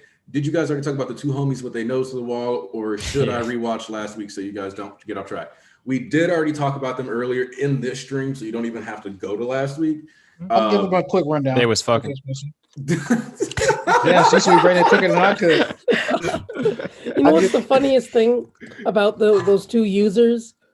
I've openly seen like Reddit comments that are blatantly saying, yes, it makes no sense, but if we assume the writing is bad, then it will be Bakugo. So anyone that's still believing that theory is literally banking on bad writing. You see where you went wrong in this statement? You said Reddit and MHA in the same sentence. Listen, you shouldn't. That's Boku no Hero. Listen, ideally, you shouldn't use any like social media because there are so many smooth brain takes on that one. But to answer you, Adam, basically is like this: you walk in a room full of 10 people, not everybody has to like you. Nobody said every predecessor has to like Deku because they didn't choose Deku specifically. Somebody might want a different response from Deku, or doesn't see him as the same value in him that the others see. It's all form was roasting that nigga. The first user said, no, this nigga is that nigga. It's just different perspective. Not everybody had to agree. That's actually something that I wanted to point out because, like, even in the sense that, like, because this is something that, like, Horikoshi's aware of, and it's something that every now and then manga can do right, where they're like, I want to, like, a lot of manga are like, I want to make a likable MC, and then they just make, and then like their version of likable is just everybody likes this nigga. Yeah, trope the fuck out of it. Like, it's like that's not actually how this works. Yeah. And so instead, like, he did it like this happened with Hachimaru, and the reason why I bring Samurai 8 specifically up just because the editor did end up coming into My Hero, and he made it a point to have at one point, like, you know, Hachimaru charisma score of like 4. Yeah. And it was like, nigga has no charisma. And I was like, exactly. Oh, I didn't find him likable. And you know he's not likable. And you're admitting he's not likable. So now that's good. Yeah. That's also another thing, too, that you brought up. Actually, first off, Adam, shout out you for having the number one sexy ass boy as your Abby. But no. Slow down up there. What you talking about, bro? But no, what I wanted to say was, as far as what Aniki was sort of reiterating, it's like a lot of times it's kind of just, you don't need to sort of plug. I know some writers, and it happens a lot in shonen stories. I know that's a demographic, but it happens a lot where they sort of insert these, like, they feel the need, like, okay, I got to put this certain backstory and have these certain personality traits. Like that's going to make it like, you know, it ends up becoming generic because they kind of miss the point of, it's basically, you know, it's the empathy we have for these characters as far as like we can understand them. And you can even have that for a villain, right? I mean, why is Shigaraki such a successful character? It's basically because we understand where he's coming from and his origin story and all of that. So a lot of that is just like understanding. You can make a likable MC. You can make us sort of like go along with his sort of ideas, or even maybe understand them and may not 100% agree, but, you know, still fuck with that character and how he decides things based off just the understanding factor of, you know, how you basically fleshed out that character. And that's all. So this is a super chat for George Aldez said it's the itching. The itching is the thing that is messing with Shigaraki, and how do you get rid of the itch? Itching. Get rid of the quirk. When he turns into a butterfly. Hey man, if these niggas don't stop with that fucking butterfly shit, I don't know what's wrong with y'all. You don't want them to have their wings like moth, bro? Aizen reference, guys. Okay, bro. Ooh. But also, like, to that degree, like the second and third user could easily look at Deku, especially because they're from harder times, and be like, why this nigga put him in the dirt? Yep. Because, like, to a certain degree, like, yeah, like the fourth user is like, oh yeah, like I'm open to this, but the fourth user was a hermit that was like, peace, niggas die every day. Exactly. I'm not trying to be one of them niggas. Like, exactly. Straight up, bro. He left. What a goat. I love that. Look, that's the thing about it. He died early, so he still was kind of one of them niggas. But he wasn't one of them niggas in the same way them niggas had to go. When you think about it, just imagine how people just, when they bump each other, they can pull up like weapons. What happened back in the day that you were pushing somebody, nigga, what you want? like niggas, like you I gotta understand right now, the heroes today are what they call tumblerinas. Like it's all about the, you know, like it's all about like, I can go take my retirement fund, I can go to the spa, you know, I can have a nice day frolic. So peaceful today, you know, you got all nice in there. Back in the second and third user, but that nigga off one my homie because they blowing up fucking buildings and shit. You talking down on the goat? No, you talking down like, that's why Musha saw some shit. Oh, is that my 7 a.m. alarm? Time to go to work. I'm saying, like, that's why Musha retired, man. He remembered the old days, bro. He was like, man, I ain't trying to go through that again, bro. Bro, like, my back hurt from the last fight. The second and third user might be sitting here like, bro, you should have ran up on Shigaraki a while ago. Like the second you found out he was active, why wasn't you on his ass? Put like this since right now. These were the days. Put like this right now, since we all got a star-studded nigga cast right now, we got a African class. Y'all know if you in the barbershop and you there's some old heads in the barbershop, they ain't talking about some dirty dog shit. They ain't talking about how to, you know, get a woman, you know, nice or just that. They're like, yo, smack that hoe. You know, back in my day, I pulled that hoe to the side, you know. Shit that would get you arrested or canceled today. Those niggas was doing that shit every day in the back of the day. That's exactly how it is. Let's talk about two niggas right now. I'm telling you right now, the church called it. When the two niggas turn around, they old heads, they talk about, man, nigga, I would have faded that nigga off rip. Anyway. That's what I said. Like also in the past stream, like these men really, they why they are facing the world is because they didn't see hope. That man was realism. Man, niggas are getting killed outside. You get to survive. It's being killed or get killed. The second and third kind of reflect the fandom though. Because like you gotta think, like not everybody is like just the same way that not everybody in the fandom is gonna fuck with Deku. Like the same way that the legacy is like passed on, you know, like being a big manga, there's always these shoes you gotta fill like around the time. So like you got to be aware of that. So you look at it and it's like, all right, does everybody feel like Deku filled these shoes properly? No. So I'm also had it reflected not only in, you know, the hero society, but within the vestiges, where they're gonna look at this dude and be like, nigga, you soft. Like, and like that's kind of the energy. That's the energy I expect at least one of them to have. for sure, right? Like one of them has to be that part of the fandom that's like, bro, I know I didn't get passed on to this crybaby ass nigga that's gonna accidentally leak me to somebody else. I'll be out here crying and give a nigga a quirk on accident. I'm telling you, it's Ponytail Boy, because when you turn around and then you can see the nigga eyes glaring and he had the fucking frown on his face with the shades. I'm like, this nigga gonna turn around. Man, he watch. He gonna try to throw hands with the person. Like, you don't want to do it, son. You're like, man, listen, this old soft ass nigga. You wanna what? Hey, he gonna be as nice as Banjo was, but they gonna be beat as hell. No, that's the thing about it. It's what I really like about the the third user is gonna have a Yuji-Avi. That's the thing about it.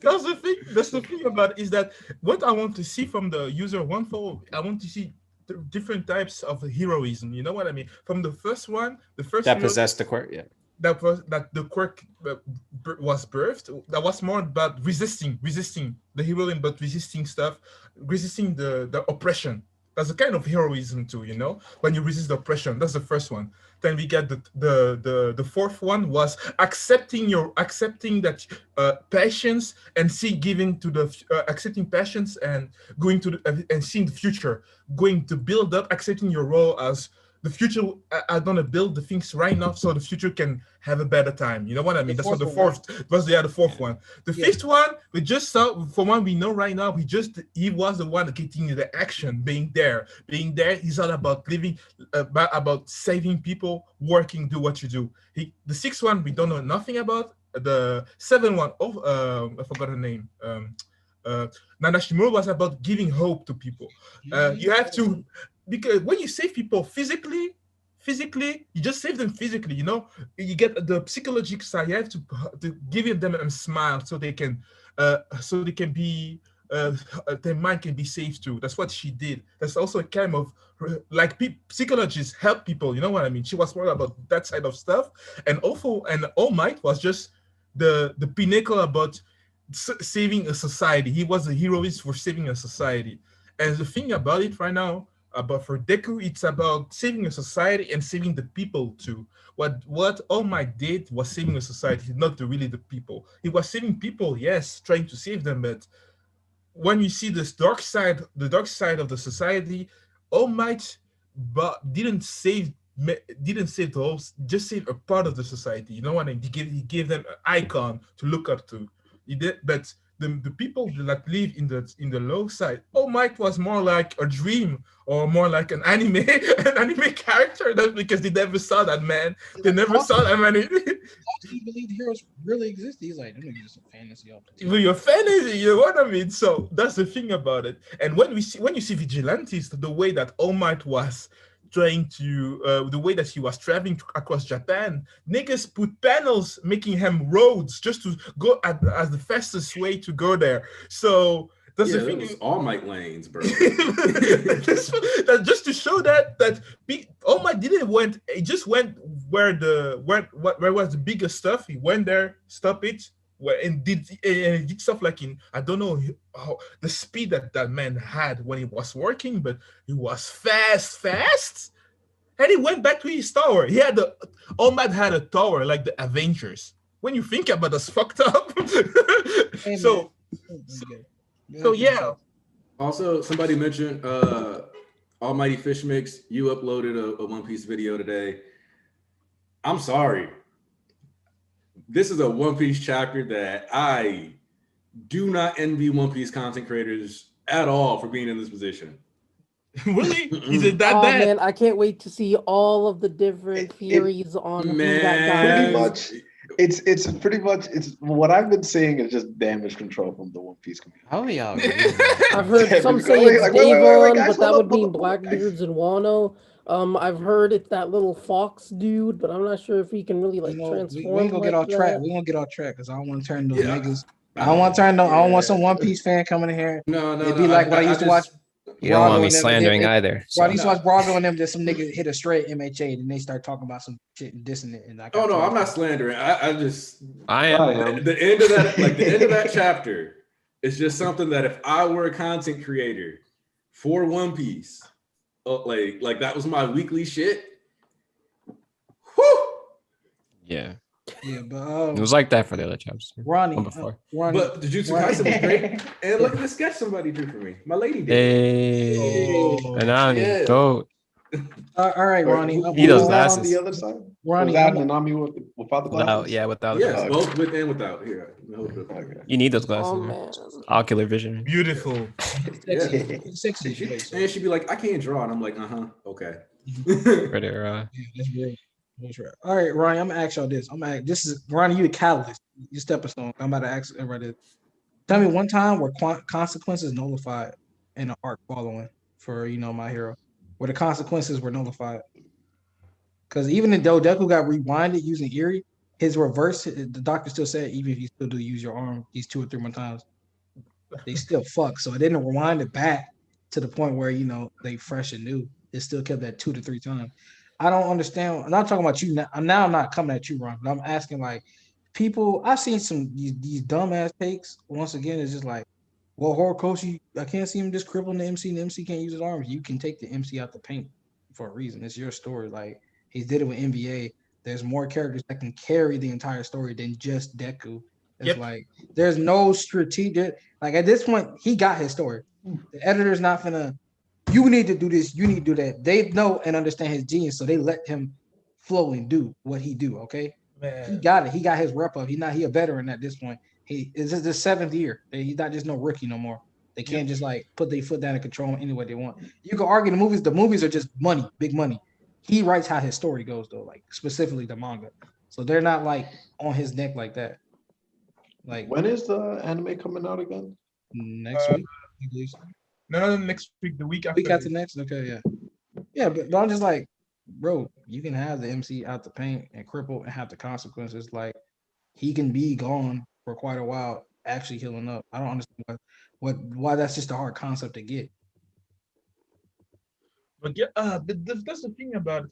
When you give time to think right now, because we get so many characters that can just fill the role of the MC right now. We get the big we get the other of the big three, Bakugo and Shoto.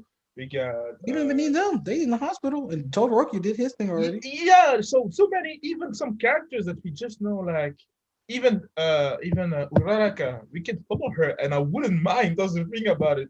Like, I would love to see her, because she's right now she's in the hospital, like to check everybody and the rest. So just seeing her vision about how things are happening outside and inside, you know what I mean? That would be perfect. She's one of the perfect actors to see how the public is reacting and how people in the hospital are reacting and stuff like this. That's really interesting to see that right now.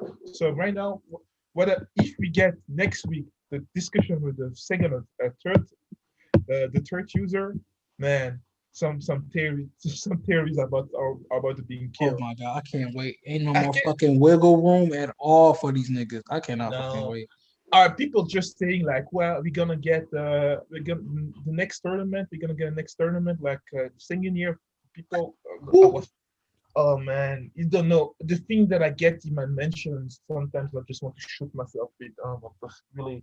Oof. Oh my god! That nigga said second tournament. Second tournament? Why would niggas make tournaments? Niggas are trying to kill each other outside. Oh man. That's what I was like. Would y'all mind another score? I'm like, nigga, slice of life art. Nigga, what the fuck? Nigga, slice of life is the chaos right now. Ain't no fucking. You expect these niggas to be goofing around the hallways while the fucking Japan is and the state is in? What's wrong with you? Please explain to you something, right? Man, that's the thing about it. And I said it in past streams too, that these moments of slice of life will be the happiest moment of our characters that we know of class 1A and 1B. These will be moments that they will remember all the good old days when we were just children. Yeah, you know what I mean? Yeah, Horikoshi said like School Fest was the last school-esque arc we were really getting, and that was the last school-esque arc we were really getting. Yeah. Like that's something you do in a Japanese school. They always do a cultural festival, slice of life. Joint training don't count because I remember last time I seen niggas fucking throwing bowls. I don't know what school y'all was going to where niggas fighting it with superpowers and shit for a fight. Like these days, these niggas are not safe. They're not safe anywhere. because a villain can just pop up in the hospital in some places and just try to steal stuff or kill people. But that's the thing about it.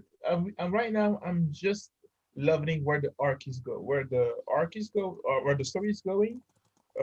Because right now we have the confrontations of the. I just want as an MC that Deku gets get to face the reality and how stuff works and to see the dark society.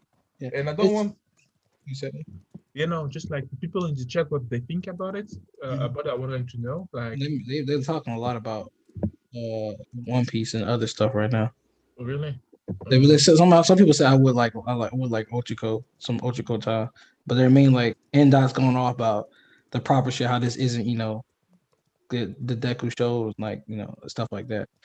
But yeah, it's funny because I see exactly what Horikoshi was doing right here. He literally just set up the idea of hope, so it could be crushed entirely. Like the idea like that, oh, maybe I could still save him, this, that, and the other. Like I'm trying to do that. While boosting Deku as a character in that regard, it also just like set these niggas up for failure. If you truly believe like Shigaraki is gonna just be like, you know what? Somebody finally reached out. Yeah, no. So I don't like people think like people really think that Deku's finna reach in there, grab something Shigaraki completely forgot about, and he's gonna come back and like that nigga literally said, if I keep my dreams, my origin, which I clearly remember in my heart, I can do anything. That crying boy is still there because he said, yeah, you know what? As long as I keep my dreams to myself, like I remember where I came from. You don't remember when Obito was in the dream world? If you don't fucking shut up. Hello. You don't remember when he saw all his buddies behind him? Man, listen, you know what? He was like a really cool guy. The same guy that did like the whole. Y'all gonna stop yeah, but we all know Kurogiri is Obito. If Midoriya reaches out to Homura Shigaraki, he has to just extend his hand to the little Shigaraki. I'm not playing with you. Shut up! I'm not playing with you. We're not gonna do this nonsense. Tired of all these niggas who keep ignoring the panels that was already on screen. Shigaraki remembers everything that happened, and he said, "What happened when I killed my family was not a tragedy." I don't see how people can. It's because Deku the MC, people ignore everything Shigaraki said.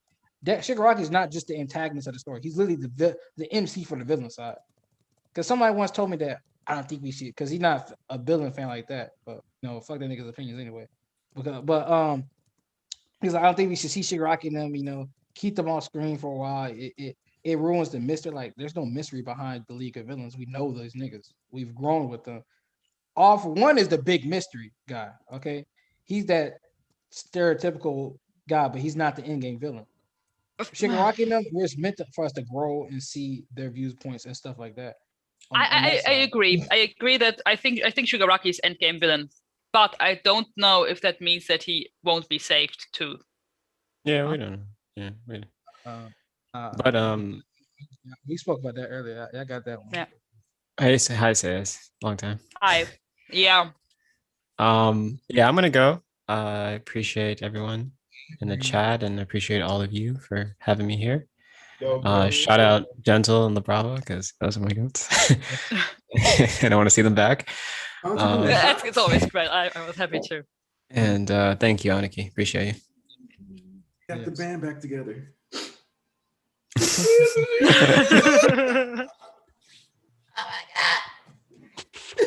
Nah, man, listen, y'all. If y'all want Shiggy to be saved, y'all truly don't value the LOV. That's all I got to say. No, at that point, we might as well have somebody from UA just switch to the villain side. If we just betraying friendships and like everything we built and trust this, that, and other, because some change of heart. JJ, that's what we might as well do at this point. Look at what JJ said. Say you're scared of. Choose me. No, I didn't.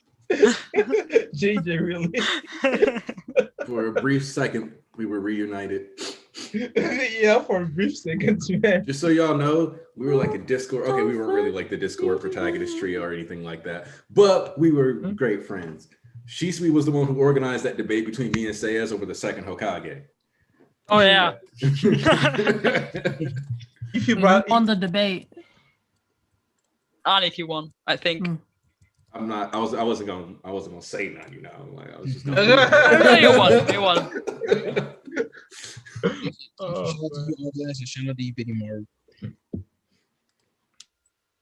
Not like. Okay, look. Stop with the Shiggy is the coolest guy. Because if you're gonna compare, if you really, really want Shigaraki to be a Naruto character, if you truly want Shigaraki to be a Naruto character, Sasuke. Way more Sasuke than anything else. But yeah. Sasuke was saved, or saved himself, I guess. Yeah, one of the two. Yeah, but Sasuke. Yeah, but Sasuke, you know, he didn't have a choice in his family being killed. He didn't have a choice in that matter. Now Shiggy, you know what I'm saying, and Sasuke didn't have anybody he valued.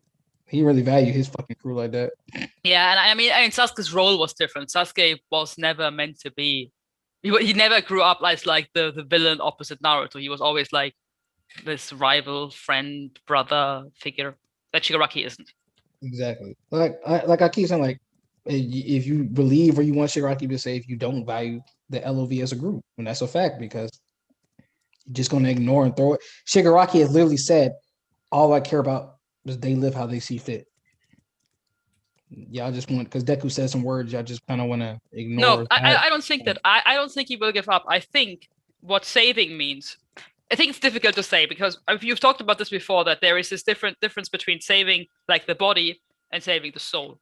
Yeah, and but I think what is for me was always a difficulty in this strong differentiation between saving and killing was always that what heroes mostly do is they capture somebody, put them in prison, and then leave them there, which is neither saving nor killing. It is not saving anything and it's not killing anything. It is just living with the status quo. And I think what might be like the way in between would be to stop them, but then make the justice system in a way that stopping them doesn't mean that they are locked up 24/7 in these very cruel ways. Tartarus is like a very cruel place where everybody is like chained and they can't really move because they're all afraid that they can use the quirks.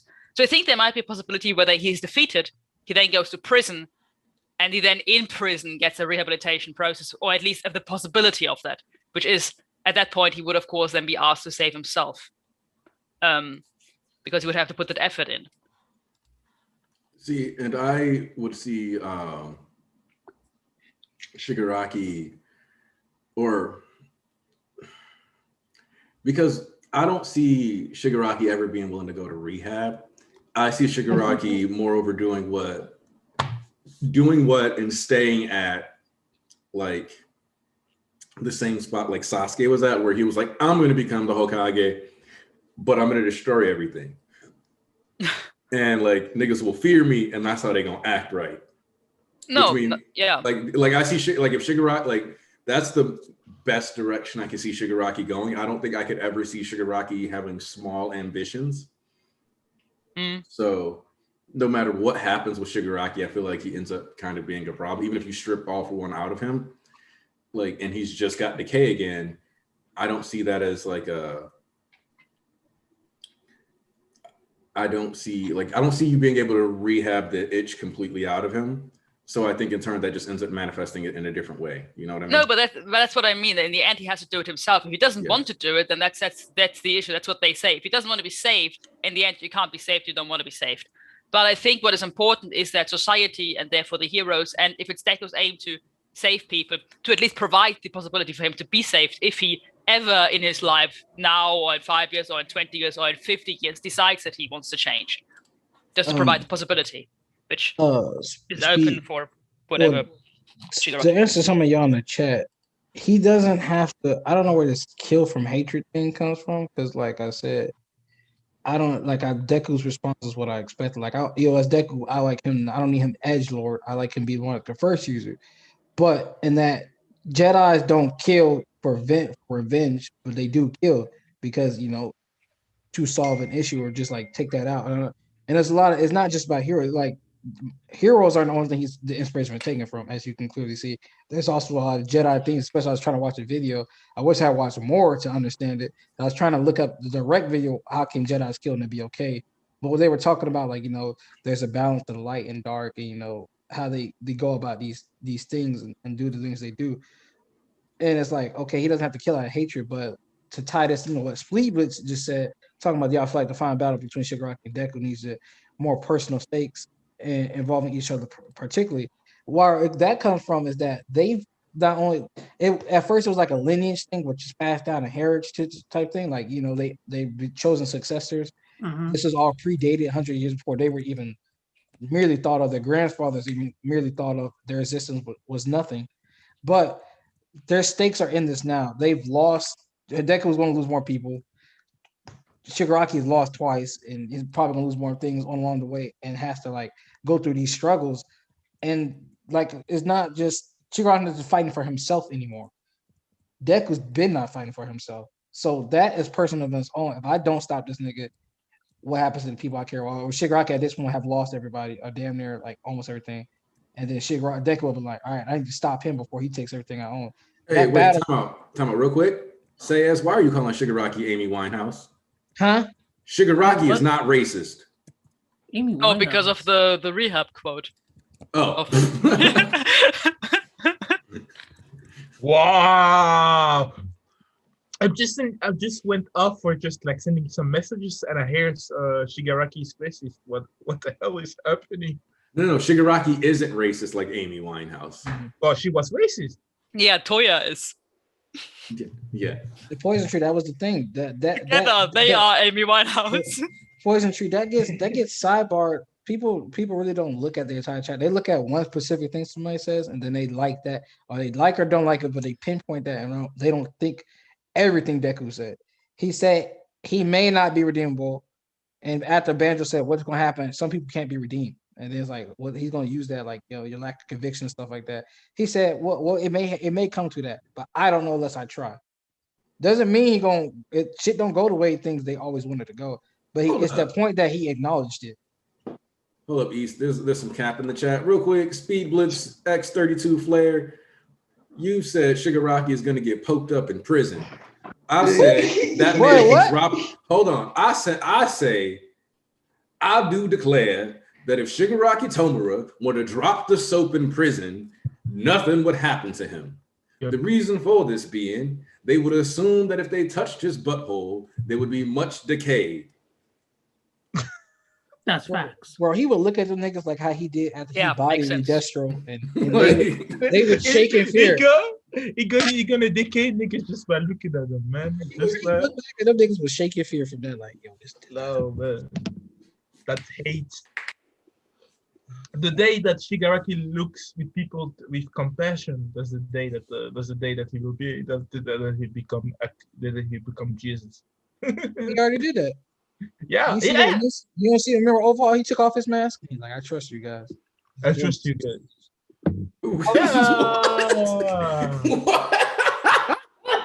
What? They would risk it? What? Oh, hell no! Oh, hell no! I would risk it! What are you, Sengatara? Go wild!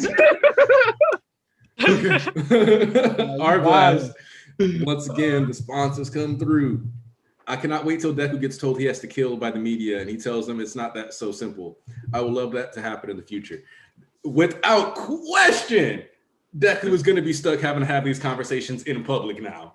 Yeah. Since you've inherited the power of All Might, excuse me, young man, you've inherited the power of All Might. So, what are you going to do? And Deku's like, I'm a 16-year-old boy. And they're going to be like, yeah, save the world. He's going to be like, I need to save Japan. That part, by the way, really kind of broke my heart when he said, everybody's looking up to All Might, and then we show the pose of All Might, and we see the statue where he's making the same pose, and there's I'm not here. Yeah, not everybody's all looking up to All Might anymore. Deku, just wait until you wake up. It kind of reminds me. It kind of reminds me of when I don't know if you watch football, like American football, but the fans of Cleveland Browns, wear a bag over their head because they're so disappointed. That's kind of what that poster reminded me of. Also, thank you, R-Blast. Correct. Shigaraki would definitely take over the prison. I don't know what y'all still trying my goat for, bro. Also, that is 100% my Mickey Mouse impersonation. I just can't do I can't hit the high pitch range for Deku that I need. So that was actually my Mickey Mouse impersonation. Good job, guys. Oh yeah, I'm glad you liked it, Philip. But man, I can't wait until Shigaraki found out about twice. Oh my god, that's probably a top 5 chapter for me. Oh my god. Hold up. That's actually a good. We've been waiting for this for how long now? Long time. Oh, it's somebody, gonna be hold so on. beautiful. Because somebody just mentioned the CRC. I need to double check something real quick. I need to make sure. Oh man, it's gonna be so beautiful. Top 5 chapter. Really gonna think Shigaraki would take no, Hawks. That's right. That's what they've been talking about. Hold up. What? Another example of the Todoroki family being racist. Yeah. When the League of Villains took out the KKK, where was Dobby? Where was Dobby? I mean, you know what I'm saying?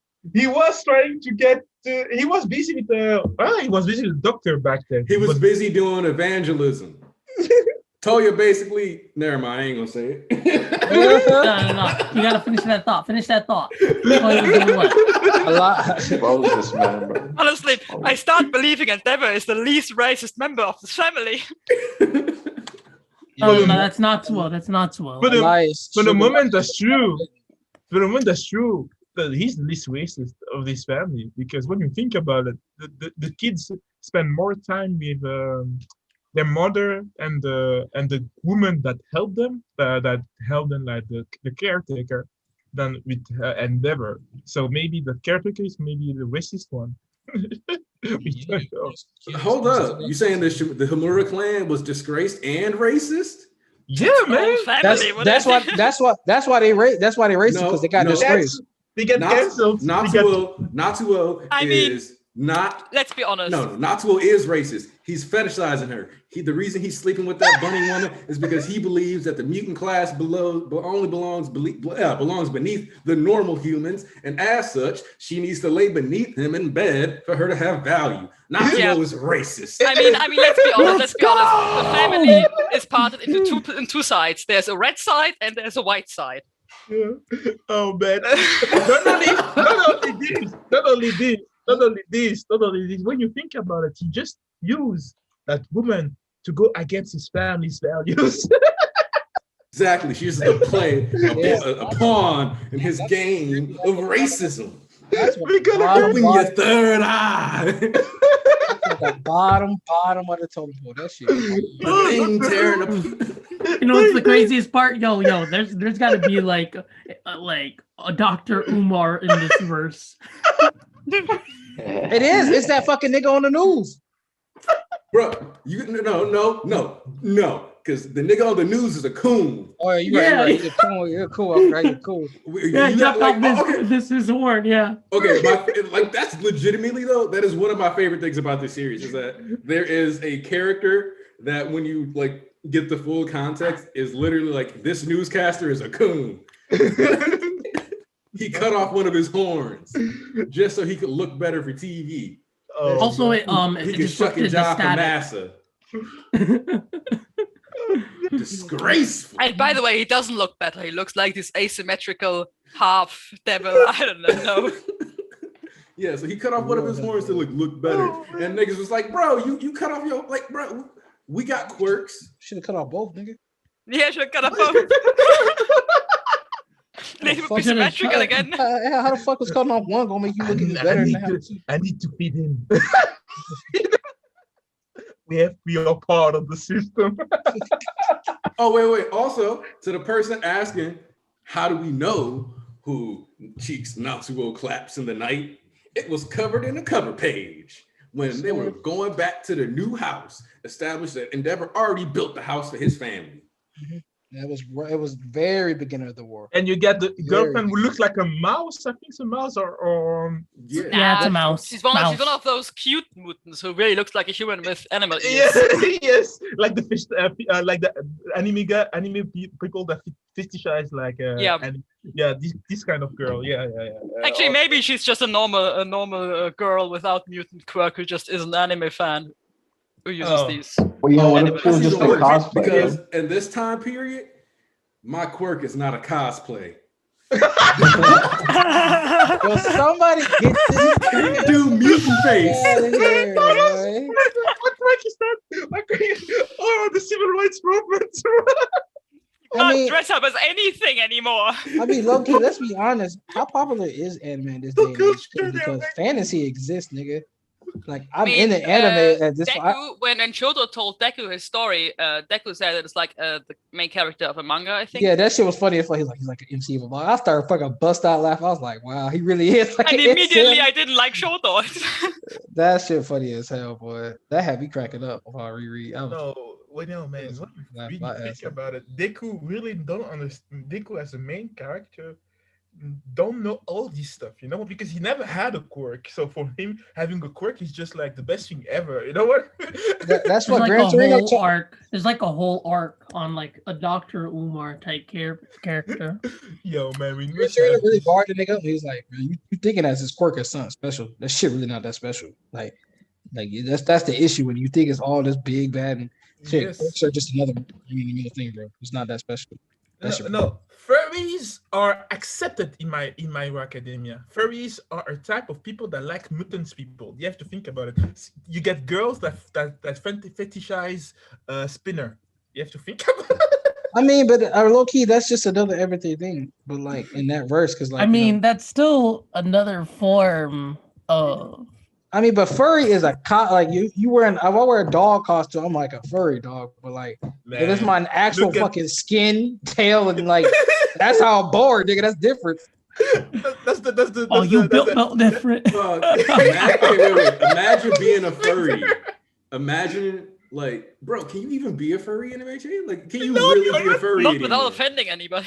Like, bro. Imagine like a furry gets time placed, like sent into the MHA world, and they show up in their costume and they get stomped out because they're like, no, like, you're not gonna treat us like a costume. Can you imagine that nigga? Can you imagine that nigga Dezu getting laid and she like say some like low key racist shit or like some low key like you're pretty big for a mouse. Yeah, like what? It's like she's like I got some. What the fuck? Like I got some cheese for you, or something like what the fuck? Oh no! I just imagine like you should like people saying like, you know what? I always was attracted by dogs. You know, you can have conversation. Dog, no. See, if anything, Kurohiro gets to accuse people of blackface. Damn, JJ, JJ, I'm gonna have to delete your comment, bro. I'm gonna have to delete your comment, hey, bro. I'm gonna have to delete your comment. You guys are problematic. Oh yeah, they are absolutely. Shigaraki should have took all of them out the main. All of them. The kids are racist. Wait. Y'all niggas. Yeah, that's low key cool. I can't believe it. Why did you make me imagine that? Doug said, imagine being a pro and having to investigate a furry porn ring with actual people with animal mutations. Like, bro, like. No, the question is, are the pussycats more racist than native? I feel like native is the most racist because in an era of quirks, he still defaulted to classic racism. Like, bro. Yeah, at least the pussycats evolved a little bit, you know what I'm saying? Dog resorted to, like, at least their racism is contemporary. Like that man, he's really like just went full on. These guys aren't anymore. They're just a cosplay. That nigga kind of went out his way to go back in time and be like racist. Like, if Native Americans were like low as is now, like I can only fucking imagine. What if the I have a question. What if the second user was native? Oh, that's not happening. Nah, Nah. Stop with the bullshit. Stop with the Nah. bullshit. Nah. No, he went back in time. He went back in time. All the way to 1776. And then traveled across the sea during the Revolutionary War. And that's how he developed the idea for this costume. Oh man. Wait, what about Manuel? Is he because he puts himself a fin up on top of his head? His helmet, it has less fin. I mean, is it appropriation or appreciation? Because in the case of Manuel, at least he has a water quirk. At least he has a water yeah, quirk. like, I mean, like who signals. knows? Maybe Native has a feather head quirk. Nah, we saw that nigga moving rocks. All right. and until discussed otherwise, that nigga's quirk is rocks or cultural appropriation. Hey, but I just want to talk about how truly simple this nigga, how genius but simple this nigga All For One is, bro. Like, I really can't wait because he definitely not trying to take Shigaraki body. Like, he really just wants the best for this nigga Shigaraki, but he's testing him properly. One I might add, but two, you really like people. That's just my thing. People like don't understand like the viewpoint on fucking All For One is that he just this evil ass nigga. He got no heart, none of that, which is a cap because they think like that, but they don't know. Like, nigga literally told All Might, he's like, I'm sorry. He's like, because above all else, I detest you. There was a time when you went around taking out my allies right and left with those fists of yours. They call you the symbol of peace because of it. You stood on top of all our sacrifices. How was the view from up there? He's like, hey, All Might, just as you hate me, I despise you too. He's like, you smashed everything I worked through the world for. That's why I'm hoping to see you die in an ugly. You took everything I worked for. Why they say Momo almost called Tokoyami a slur after they lost? Hey, I need y'all to watch out, dog. What'd you say? Did you say anything? No, I think she called him like a dumb bird. No, because we saw in the first interactions of Myra of the class, she mouthed about the bird head of our boy Tokoyami. Yeah, she also had a shelf on her ass, so whatever. Oh, did you say a shelf on her ass? She had that basically. It's like a whole bookshelf. You had like 10 books there. You could like pick them out like a little library. It was a small shelf, granted, but it was a shelf. Dan, you don't watch your damn mouth. It's actually a magnetized shelf too, so she's got a magnetic book on her back. That's why I really love the character of I really love what represents Koda as a person, as a character, because when you think about no, like when you think about his quirk, you will think that he will just being able to talk to animals and everything. You will think that he will be a talkative person. You know what I mean? Just like talk to people. But the fact that he looks like a mutant, his only friends were always animals. People didn't like that. Leland didn't like the boy because he doesn't look like a human. The best way that's the thing about it. When you really think about it, is that the social expectation of people, the way that they see mutants, has an effect on the way that they use their quirks and how they are as a person. Because quirks that should make you more like talkative with people make you like, I just talk to animals because they're my only friends. No, he's like Charlie Brown when it comes to people. And it's good for him because he doesn't deserve people. I just wanted to say something regarding Momo's shelf.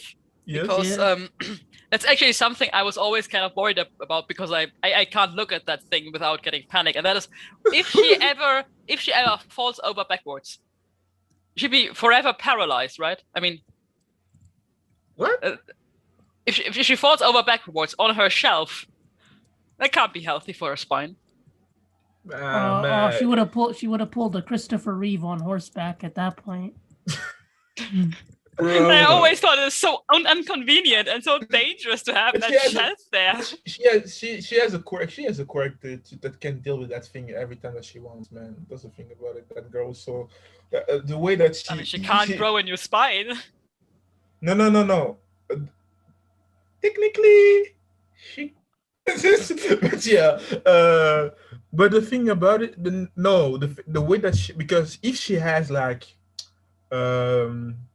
her spot, if her back has an open skin, where there's a shelf, she can always make something that can like caoutchouc, like gum stuff like this. I'm not talking about a situation where she's slowly lying down. I'm talking about one where she's actually falling or getting smashed to the ground. She doesn't quite have full control over the situation. Yeah, I think like this. It just seems dangerous to have like this wooden plank. But yeah, it was the early design, so I understand whether that was the only early design, and the way that she was feeling too good for the, you know what I mean? The way that she was, it was like she would never fell. Like, the way in the beginning when she was shown as a character, she was just showing off her knowledge. So it was a good representing of that fact. And yeah, the thing that when you think about it, the rich people in My Hero Academia has that manner to see the only guy that are seen as beautiful people are people like Todoroki. You know what I mean? They are special in the kind of way because he has one red side and white side, but he still looks human. You know what I mean? We don't see people saying that of our boy, which guy character in the class, like people like the greatest goat, Shoji. So Shoji, the man has cool hair. He looks good. Nah, nothing. People don't talk about him. They don't talk about that man.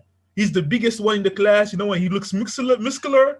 Today it would be like, when you're a big guy, you're muscular and stuff like this. But that man, nobody looks at him. They look like the guy with a half-burned face to say, he looks good. She looks good. Oh man, that's hilarious. Oh, so dear God, he does look good. Looking one in the class though. Sorry? Minetta's the best looking one in the class though. Right, I'm so frustrated about Mineta.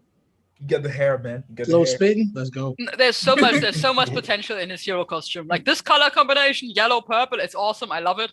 Yes. But he's making he's getting this huge diaper and it's just awful. That's painful. That's painful. That was a good question. Yeah. They asked if Pony taught class 1A more slurs or 1B more slurs. And I'm gonna be real with you. The answer is probably yes. Because, realistically, yes, Kugan, she does get help learning English from her class or Japanese from her classmates. Yeah. But she's from America. Yep. The home of slurs. So you think her being American will pull down the collective niveau of the class? So, yeah, she probably would teach them some slurs. She probably heard a couple of them back in the day. Do you know how many different ways there are to be racist against black people? I can say 10 different slurs off the dome. That ain't changed just because we got superpowers. That's it. Isn't she a mutant? Isn't she a mutant too? Yeah. She's a good-looking mutant. If you she's a good-looking. It's like people make difference. You know what I mean? There's a whole encyclopedia on just how to do that. What you said was so offensive. What do you mean a good-looking mutant? That's how people say mutants aren't. Whoa! Bad-looking racist. I'm not racist, man. Definitely he's a racist. The way, look the way she was talking to Soji. That was painful. I was thinking to myself, octopus. Yeah. I was thinking, what the hell is that? Wait, I have to read the interaction again. Yeah, she literally randomly goes, sorry, what did she say? Tentacle, because she uses his ear name. She goes, sorry, Tentacle, but I always trot past the octopus tank when I go to the zoo.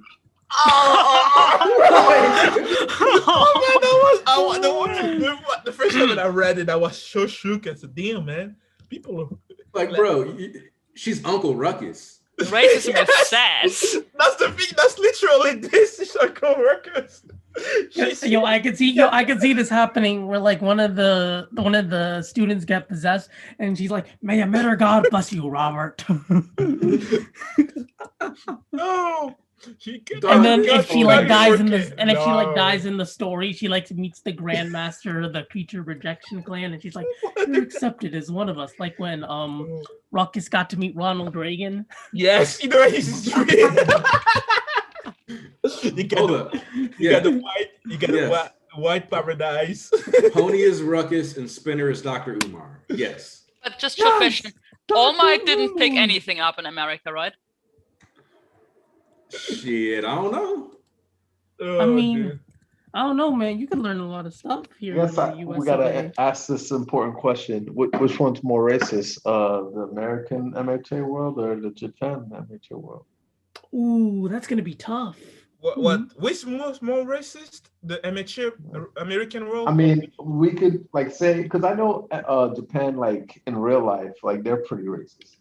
Yeah. From what I know from people that live there in Japan, they're really they can be really racist to people through the neighbors, like Chinese people, Thai people, things like this. Or their own local minorities, national minorities. National minorities, they will say that the Chinese people we like here in Belgium. Minorities like black people, Moroccans, people will say, yeah, they will steal stuff from you, and they have the same mentality there for these people. But when you're black, they don't know, just want to learn stuff. For what I know, I can be wrong. No. So here's the issue. Japan does, like, I was watching like a good special on this, and they were talking about how literally every week, like there's a tradition called like grumbling or something like that. And the whole premise of that tradition is foreigners go to a bar and like it's a night, like on a night where like there's not a bunch of Japanese people, and then they just vent about how much racism they deal with in Japan. Whoa. Like that is just straight up a thing. I forgot if this was Korea or Japan, but like if it's like a really sunny day outside, they'll like bring out an umbrella because they're afraid that their skin is going to get dark, and then because having dark skin there is like kind of frowned upon. Yeah, I know this in Korea. I don't know about Japan, but I know that Korea is very much light skin. Having a dark skin means that you work on the field. Darker skin. That's what because you're under the sun. That's why they were giving them parasols, like we call, just to have their skin white. That's what. Yeah, I mean, it was the same thing in Europe. Yes. Yeah, like gotta have the blue blood. There's the one of the guys actually talked about how you'll like be hanging out with like a Japanese person for like weeks, months, or whatever, and then like you make like once you finally make a mistake, they'll be like "Yapari," which just is like, I knew it. You're not really Japanese. Like you're always on the test, basically. Like, yes, are you Japanese enough? Like, is like this something? Yeah, they're really. From what I heard, they're really like. When you're Japan, even if you're like core Japanese, they will say they are Japanese people. You know what I mean? They're really like. Because they were always foreign. I watched discussed hafus and how like even within like racial hafus, like the mixed people, there's a hierarchy, and where like if you are like, so this is kind of weird. If you're white and Japanese, you're ranked higher than like a Korean and Japanese person socially. Damn. Yeah. Wait, what about just Japanese? Are you? So it's Japanese, white and Japanese, Asian and Japanese, others and Japanese. Somehow a lack of, I don't know, self-conscious. Interesting. So like you can be us or you have to be European. It's like kind of how that is, and which is kind of weird, but like that's kind of how we that also like have to factor is. in post 45 occupation. Yeah, that does play a part too. They're a big fan of during our occupation, you got to remember the Japanese emperor who lost World War II was still the emperor afterwards. Mm-hmm. So there was Mirko is a mutant. Yes, Mirko is a mutant. That was for one of those good-looking ones, right, Panzu? That's what people say. I said nothing, bro. I said that's what people say. I don't. Wow, I don't you say really trying this. to get canceled out here. Yeah, why? I'm not racist. I like everybody. Man, I'm a mixed guy. My parents my grandparents are white, stuff like this. Nope. Wow. Cancel Ponzu, get it trending. And Mexican, Latino too. Did he just? I'm Latino. I'm a black I can't be racist against mutants because I'm mixed. What kind of argument is that? No. I just like everybody. So just say that. Why people are trying to put me in place? I'm not too. No. You should have been like, I'm fighting for my life. Yo, Mpanzu, I come back. Yo, Mpanzu, I come back. What the hell you got going on, man? Why everybody jumping your ass in the chat? Ponzu stay trying to get canceled. That's his thing. Wow. Bro, you going out, bro? I don't know what you got going on, but you going out bad. I go to read down bad. I did nothing. I just said what people think, and people really try to cancel me for that. See, Ponzu, where's your sombrero? Where's there? Oh, put it on. Just do it. Show us you're not racist and put on the sombrero. This is cultural appreciation. Do it. So we're gonna make him a mixed white black guy with a sombrero. That's just. Hey, Anarchy. Oh damn! Where did I land? Hey, Anarchy. The blonde hair, blue eyes.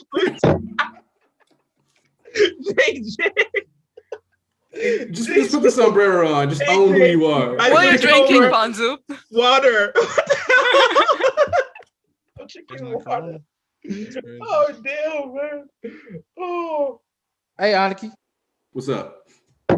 Yeah, although she wasn't in this chapter, that Foucault thumbnail finna come real soon. Oh, bad. You got that Foucault thumbnail for me? Don't worry, you'll have it today. But man, that chapter. Yo, Undead, JJK, they threw down this week, boy. Especially Undead. They threw some new shit in there. I'm like, oh. I'm gonna read. I'm gonna read. I'm good. Super chat. Yeah. I'll go ahead. Super chat? I got this. Yeah, you got it.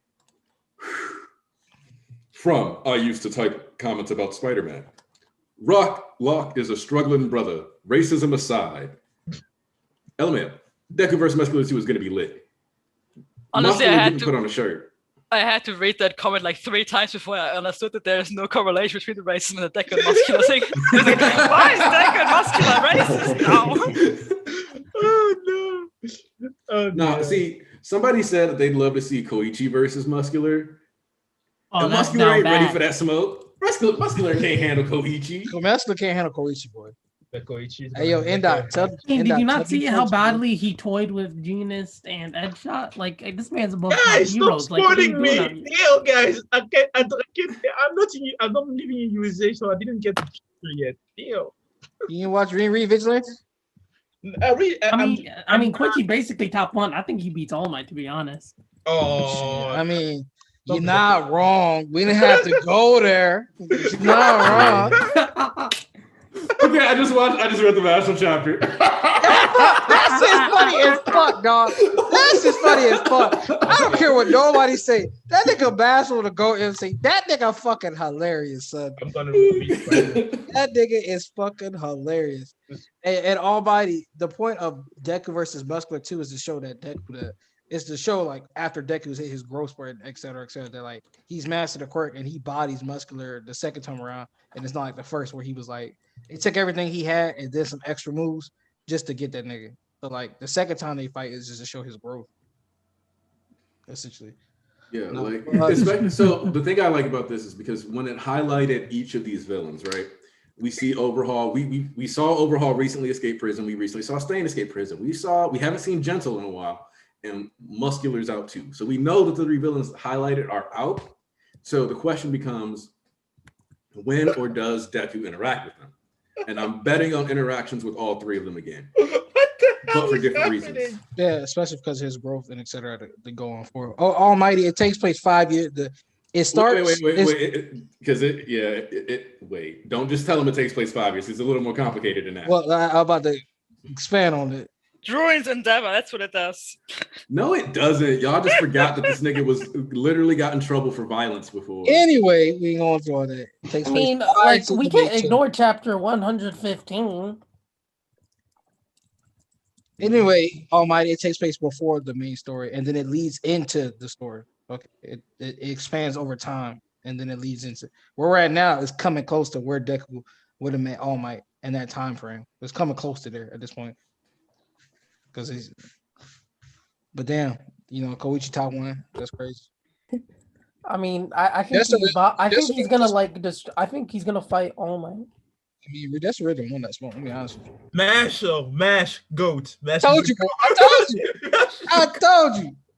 Mash is a goat. The nigga. Oh man. That nigga funny as fuck. Hey Flo, what did we tell you to start, Flo?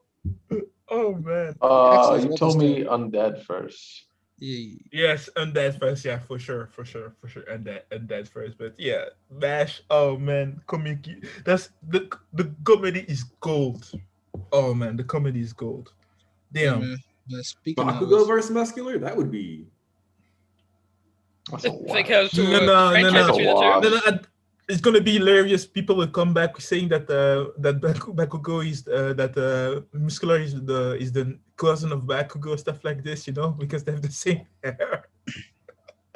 Let's go, All Might. You can tell us how you feel in the Discord about Vigilantes as you read. I mean, Koichi. I hope Robber's gonna I think Koichi would be All Might, Endeavor, and Gantomachia all in one. He just built different. I mean, you're not wrong. These niggas are real different. Some niggas just built like that. Koichi making Koichi statements. I mean, Endeavor couldn't even touch that nigga. So I mean, like. Yeah, that's why I mean, like, wow. Like, no, my problem is not that. And that's what he was trying to go. Oh no. And hey, man, knowing his character from 5 years ago. If y'all get her started, I'm gonna Hey, let's talk each other, please. All right, so knowing from his character from 5 years ago, we know he's going all out trying to kill this man.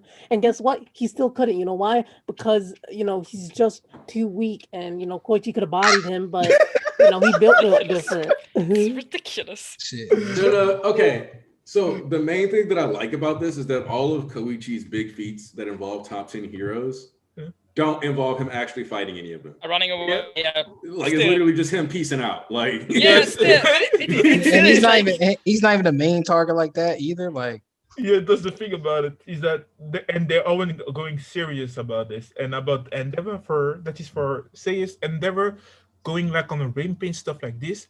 That man was back then. I think so that when that thing happened. He was still under the trauma about losing Toya. Yeah, sure. And that was the thing and we know that from what we heard that many people looked up to him because he was an angry man. Yeah, sure. That's not my problem. My problem is that he just seems so incompetent. Like, not just that he lets this kid go away, but the kid also manages to save the person that he wants to save. He doesn't catch anybody. And ultimately, he's out after one attack and he needs to be cooled down. My favorite part is when he most annoying. Like I summoned that goddamn tornado. Okay, like that was a prominence burn, like size attack. Tornado, bro. That he kept up for like a solid minute straight. Like a fucking tornado. Yeah, still, I didn't like it. It just seemed unprofessional. It just seemed unprofessional to me. Well, they talked about that. Yeah, but you know what was even more unprofessional? They straight up said in the dialogue, they was like, it looks on the surface like Endeavor is being reckless, but he's actually controlling the flames well and isolating the bugs and not harming the buildings. They're like, basically, the only reason why people think Endeavor ain't doing it right is because they're not on that level. Yep. I told you the panels be right there explaining how things happen, but people just take the first thing they didn't like and they just ignore everything else. Yep. Genus and Ash Charlie said, "Hey, bro, we didn't take this nigga seriously." and we underestimate his resolve, and we weren't trying to take him out. That's why he escaped. But niggas like, oh my God, like they weak or they got something. No, they just wasn't trying to. They didn't see him as a villain. They tried to talk to this nigga. They thought they had him, and then he got a little bit loose. I just like the sidekicks coming in with these cooldown.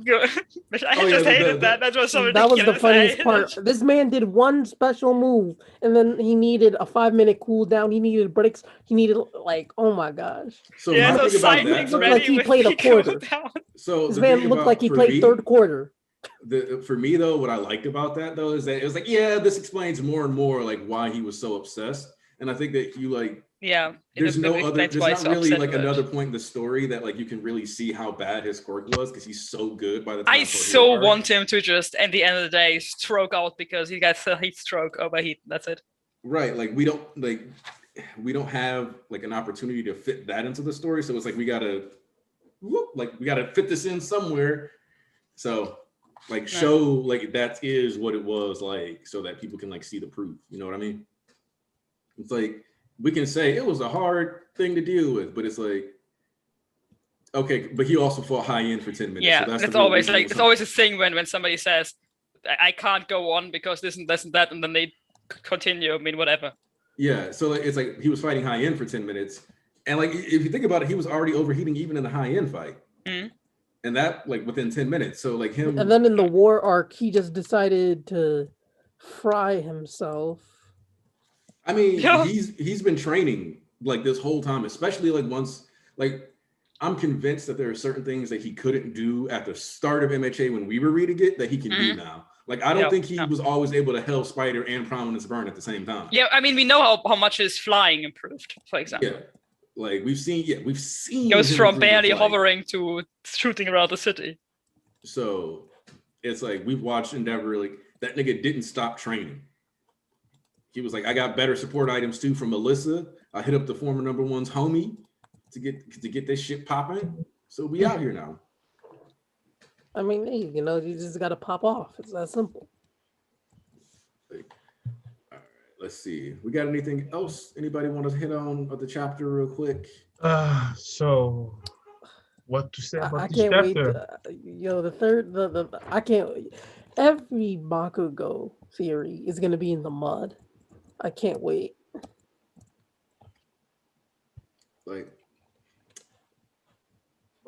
I'm just imagining how hard it is to fit every element in there. To make that theory work, and none of it works. Man, listen, it don't matter next week. We get a fucking. But you know what's the funniest idea I heard? But you know what's the funniest idea I heard? Flashpoint Bakugo. Man, you know what?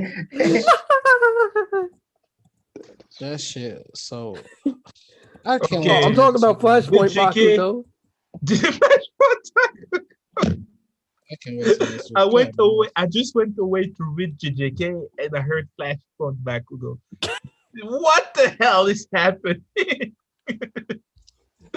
Oh, don't make me talk about that movie, Flashpoint. Oh man, I don't know what people are doing right now. I'm tired. So Doodle Bobo. DCEU just in general has it. Man. They make a Flash movie, and the only thing that we heard is nothing about Flash. We didn't hear other people in that movie. We hear Batman, Supergirl. What the hell is doing? And how can you make Flashpoint the first movie of the Flash? Niggas. I mean, they did the same thing for what's it called? Batman vs Superman. Batman v Superman, yeah. But we just had the Batman. Nobody knows the Flash in the cinema. That's. Everybody, how many movies of Batman did we get? You know what I mean? It's like Spider-Man. How many movies did we get of Spider-Man? But the Flash, we just have the series of CW. They really turned that freezer chick into a speedster. Don't talk about me. Don't talk about me. No, I saw the clip of that. Yeah, I saw that and I was like, yeah, cool. I'm never watching this ever. I dropped that. Arrow used to be one of my favorite shows, but then I dropped that shit like season 4. Last I watched season 1, and then I seen the CGI of season 2. I said, no, we good. I agree. Yeah. Everything CW tried to put out after that, the Dookie. I'm telling you, And I'm telling you, I was watching The Flash. I was first season. I really liked the first season. You know what I mean? I stopped at the third. They really had my man, Black Flash, looking like from Billy and Mandy, bro. I was watching, and the fourth season came out. I thought to myself, you know what, nigga? Fifth season, I thought to myself, man, why are you here? Why are you here? It's not loyalty. It's not loyalty. Poison Tree, you are correct. DC should stick to animation because. You gotta just true. This CDW hair, bro. No. They might get some. I don't know how they are so much better at animation than they are at just live action. Some people are just meant for something. So the issue is always that the big issue that I think DC runs into is they do one of two things. They try to Marvelize, or so they'll try to make stuff either goofy that doesn't need to be goofy, or every now and then they do it correctly, like Shazam. Like that, he's supposed to be funny, so people love Shazam. And then, or they go like so hard into being like dark and different that like people just don't want to approach it. But I also think that the MCU kind of has warped how people perceive comic book movies and how they need to be, because I am so tired of that formula. I'm so tired of it. Man, listen, all I got to say is Daredevil on Netflix, still one of the greatest live action shows to ever exist. Fight me with the hands. I ain't never changed my mind. Matt Murdock, the fucking GOAT. That shit so fucking peak, son. Oh my god, man, the best thing, bro. They really the third season was the best comic book. Bro, they really had Professor Zoom looking like Jeff Goldberg out here at CW. Man, man, that last scene. Oh man, he was punching that nigga. Oh man, you don't get to change who I am, bro. Matt Murdock, the fucking GOAT, son. And when he was Cage. You will remember that you can't touch her. That you will never have, Vanessa. I beat you. I need another season of Young Justice now.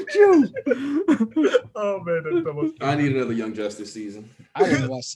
It's coming, bro. Because I haven't watched season 3. Remember when Damien Dark? No. Remember when Damien Dark got into Arrow and it suddenly turned into like some light magic versus dark magic show? Wait, what? That was season 4. I dropped that shit in season 4, bro. I dropped that shit. I was like, that was good, weird. Bro. Yeah, I gotta say, I really loved it was a Deathstroke and then Malcolm Rollin. Perfect, loved it. But they never did Speedy getting addicted to heroin storyline. That's one of my favorite Green Arrow storylines. Remember when Roy Harper got addicted to heroin? Look, I bet it is your favorite storyline. Roy Harper is like down bad in like so many plots. Like Roy Harper, like if you ain't watched Young Justice yet, even in Young Justice, this nigga is down bad. They did that nigga dirty, son. They had no reason to do that nigga that dirty. And like, but if you want an example, like that heroin story arc that like Squid is about, they didn't stop at giving that man a heroin addiction. He had a heroin addiction. A heroin addiction. I thought a heroin in the sense of a female hero addiction. No. We talking that we talking the Pookie right here, man. Like we talk about that cooking on the spoon type shit. But like we talking that we in a pot type shit.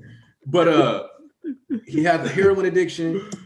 His kids got killed. He had 2 kids. They got murked. Yeah. And then he was like traveling alone in an alley while like looking for drugs. And then all of a sudden, like they caught him like slipping, got whooped, and ended up losing an arm too.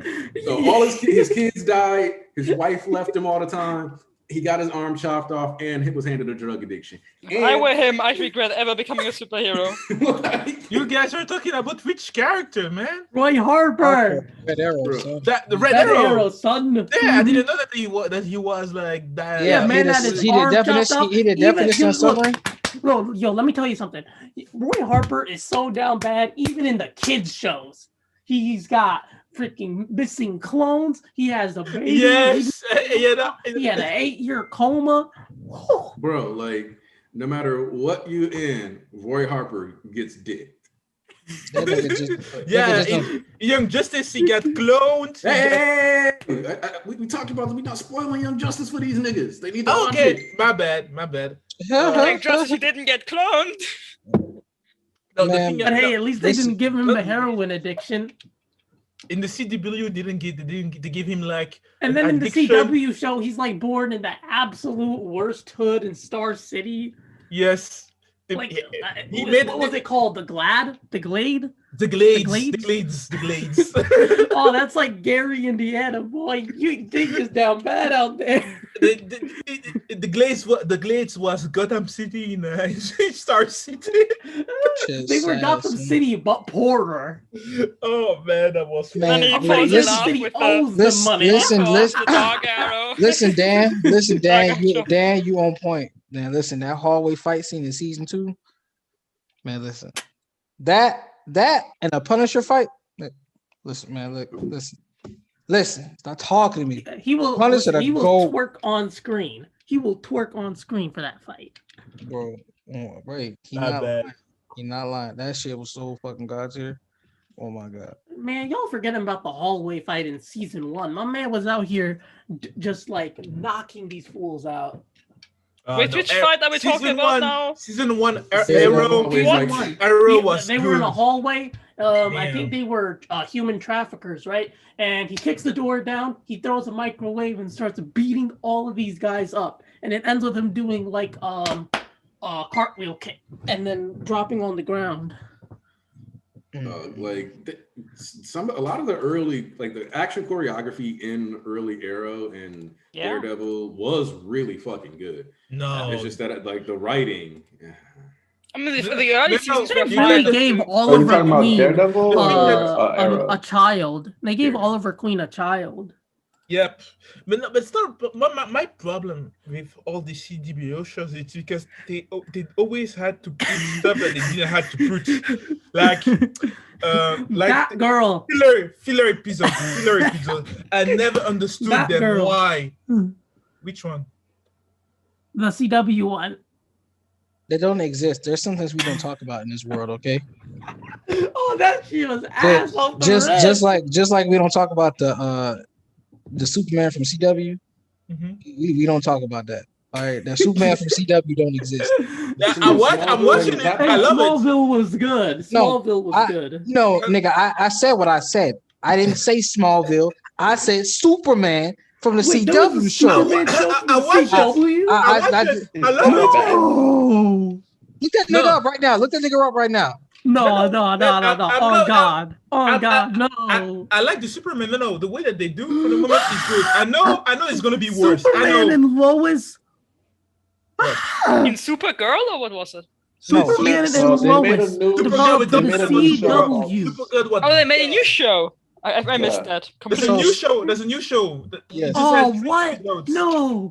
You'd think the Superman hype would slowly wane. No. Superman is good. From the moment what they do with the Superman right now in the series, I watched 3 episodes. I watched the 3 episodes, man. I was shook. You know what? My expectations were negative. Negative, really under 0. I was expecting nothing from that series. And when I watched it, I thought to myself, "Damn, it's good." Listen, I'm not talking about his acting or nothing like that. That suit is fucking ugly. Ain't no reason that suit had some of the costumes for the CW been. All right. The reason why the suit is like that is because the very first time Superman ever appeared from the comic, that was his suit. Yes. Like they're paying homage to like action comics. Like yes. Maybe if it hits his show, I could have let that slide, but he's in Supergirl. Shouldn't do that. There's a reason. If it was his actual show, you know what's complete dookie? Batgirl. 2 seasons. They made 2 seasons of Batgirl. I missed that too. No, I didn't watch after what was it? Agents of Tomorrow. Things of Tomorrow. After that, I just dipped out. Man, that was. So I watched that, but that was it. And then I thought, okay, now I've seen everything I want to see. Oh my God! Listen, the acting, everything in Batgirl is just ass. The plot is just some. Legends of Tomorrow. Hey, I'm an ass man. We're gonna have to switch that up. Okay, it's that straight late stage HIV, okay? It's straight up nigga, what? Okay? The acting is AIDS. The plot is AIDS. Like, I'm referring to AIDS in both senses. So that means you can't hear HIV. LA, look who's representing you. Y'all heard this shit too, right? I don't know what to make of it. Is it good or bad? It's bad. No, it's bad. it's ass. It's straight up garbage. No, that's the thing about it is that I tried to watch the first episode. I thought to myself, okay, not today. Oh wait, okay, question, because Ndot just brought up Gal Gadot. Oh. Was Wonder Woman 1984 actually garbage? I couldn't risk it. Like so many bad reviews came out instantly. I'm telling you. It's like garbage. Okay, guys. So I watched the movie, and here's okay. Yo, let me finish. He found you first. Goddamn. All right. So the thing about it is that I watched it with on a stream, and I came like 30 minutes after the movie. 30 minutes after the beginning of the movie. So, you're one of those my guys. experience. So I was watching and I had a good experience. And when I heard what was happening, it is because the thing that happened in the 30 minutes in the beginning of the movie is that she was literally she just like raped a guy in the movie. That's why people are screaming. All right. So my problem with the movie is that for Wonder Woman, I heavily enjoy her character, but I don't know. There was something about the movie that felt like so low-key sexist, in my opinion. That's like the thing about it. Listen, the main villain was the main villain because she couldn't handle not being as pretty as Wonder Woman. That's the reasonable. That wasn't the main villain though. That was Peter though, right? No. Wait. Don't I mean, the fact that there is a villain. So okay, like the point is there is a villain who is a villain because she can't handle not being as pretty as Wonder Woman. Okay, that's the thing. No. That's a peak female character writing. This is some straight up Hiro Mashima type female writing. We talking peak fiction right here. So pretty much, because I've heard different reviews from different people, and most of the people that I've heard them for that have been slandering the movie a lot are people who don't know what Wonder Woman's capabilities or powers or his other things. Like, because when I was watching it with a couple friends, and they already saw the movie before me, and then there was a scene came up, and then I was like, oh wait, is this thing? And then I'll reference something from the comics, and we're like, wait, that's a thing that happens? Like, yeah, it's very popular. It's very common for Wonder Woman to have that. It was like, oh. And then near the end, Wonder Woman does something, and then I'm like, oh yeah, she does. Like, she also usually does this too as well, and she has that. And then they're like, oh, okay. So if you don't know the comics, you're going to think that some of these things are either really campy or just completely ass pull, but these are very common things that happen. But the end is kind of bad because they don't really finish she doesn't finish the villain off in any satisfying way, and it's a kind of a cop out. So I'm not saying it's complete trash, but it's I wouldn't say it's good. Yeah, that's what I thought from what I so the thing about it is that there is a thing. Okay, DC movies are all right. So I think there's been Man of Steel, Batman vs Superman, Justice League, and half of those movies are just straight up garbage. What did you think about the? None of the movies you just listed are as bad as Thor Ragnarok. What? Ragnarok was not a good movie. I was also. I loved Ragnarok. No man, that was not. I love Thor. You know what I mean? But the thing, that movie was literally just trying to copy the Guardians of the Galaxy, and I hate it. I mean, it was directed by the same guy. That's why. Yeah, it was directed by Taika Waititi. Wait, it wasn't? No, it wasn't. Oh wait, James Gunn directed Guardians. Yeah, you're right. Yeah. Yes. Taika Waititi. I mean, I think it went in a similar direction, but I don't think it was a straight up copy. No, that was trying to. That was just Thor has his own. The thing that the first movie. Guardians of the Galaxy was very poppy, and Ragnarok is very rocky. Wow. We using simple adjectives. That's the difference. Guardians of the Galaxy was hard rock,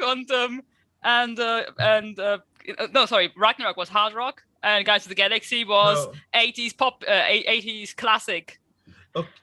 That's the thing about it, is that the way the first. I wanted more synth. I loved the first movie of Thor. I was a big fan of what they did. Guardians of the Galaxy movie. I love me some synth. You know. The thing about it is that I love these both movies. But Ragnarok was just like the identity of Thor that they had in the first one. That was just blew away. You know what I mean? So they did something. They wanted to do something different, and I didn't like it. You know, I like it was. I laughed and I had a few laughs, but that wasn't the Thor that I wanted to the trilogy of Thor. You know, if you see the first, second movie, and the third movie is just like something. It's different. It's totally different, you know. Every movie that we get from every hero that we had, it had something like you felt a cohesion, and I didn't get for Thor. Like I rewatched recently the third Iron Man. I hated what they did with the Mandarin. I always loved the third Iron Man. I always loved that movie. It's a great movie. There's a great movie for the character of Iron Man. I love Tony, his evolution, the way that they really turned my man Mandarin into some fake actor. Like I profited from the fact that I didn't know about the Mandarin before that. I only read some of the comics after. Yes. But without expecting comic Mandarin. Yeah. The movie was great. I love it, and I still love it. It's one of my favorite. You ever notice how Mineta kind of looks like Danny DeVito when he wore a diaper in Always Sunny in Philadelphia? I'm not going to talk about Mineta's design because I'm still frustrated. No, man. When I read, you know what I watched before watching this movie, I was watching on TV like an animated Iron Man version when he was like they made like a teenager Iron Man. And he had his best friend. They had armors, and they were fighting the Mandarin. You know what I mean? And he had these rings, stuff like this. So I knew what the Mandarin was. You know what I mean? And when I saw the movie, I thought to myself, "Whoa, where is my nigga with the rings? Where is he?" But they made like a little movie after this just to show that the real Mandarin exists too. And we might see him in the movie Shang-Chi. We might see him in Shang-Chi from what I heard.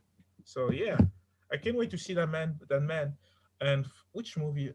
In the MCU's movie that I really like was Captain America, the First Avenger. That was my first meeting with that. Yes. I hated that movie. I hated the First Avenger. You know, I heard as a kid. I always heard like about Captain America, but I never Captain America comics. But I think that's it. Also, Chris Evans was very muscular, so I guess that's another positive. I just thought First Avenger was so boring. As a kid back then, when I watched the first Avenger, I was a happy guy because I never knew that Marvel had like their own Superman spin on that thing, and I love the character type of Superman. You know what I mean? So my favorite Marvel movie is Winter Soldier, though. Yes, Winter Soldier is that was a really good one. That was some gas pack right there, man. Whew. The way that the beginning. It was a big jump up from First Avenger. That surprised me too, because First Avenger, Cap was my least favorite Avenger. It was so boring. I didn't like the movie. I didn't watch it after it again. And then the second Captain America movie did wonders for the character. Hold on, the first Captain America is legit, just kind of. Yeah, it's kind of boring. In fact, like if I'm being honest, I watched it twice. No, I had to watch it 3 times before I actually watched the whole movie because I fell asleep the first 2 times. Yeah, I think I fell asleep once too because I remember that I watched it and I didn't whether you've seen that part. You know, but you haven't seen that part. Actually, I don't remember the middle still, so I think I fell asleep on the third watching. You know which movie?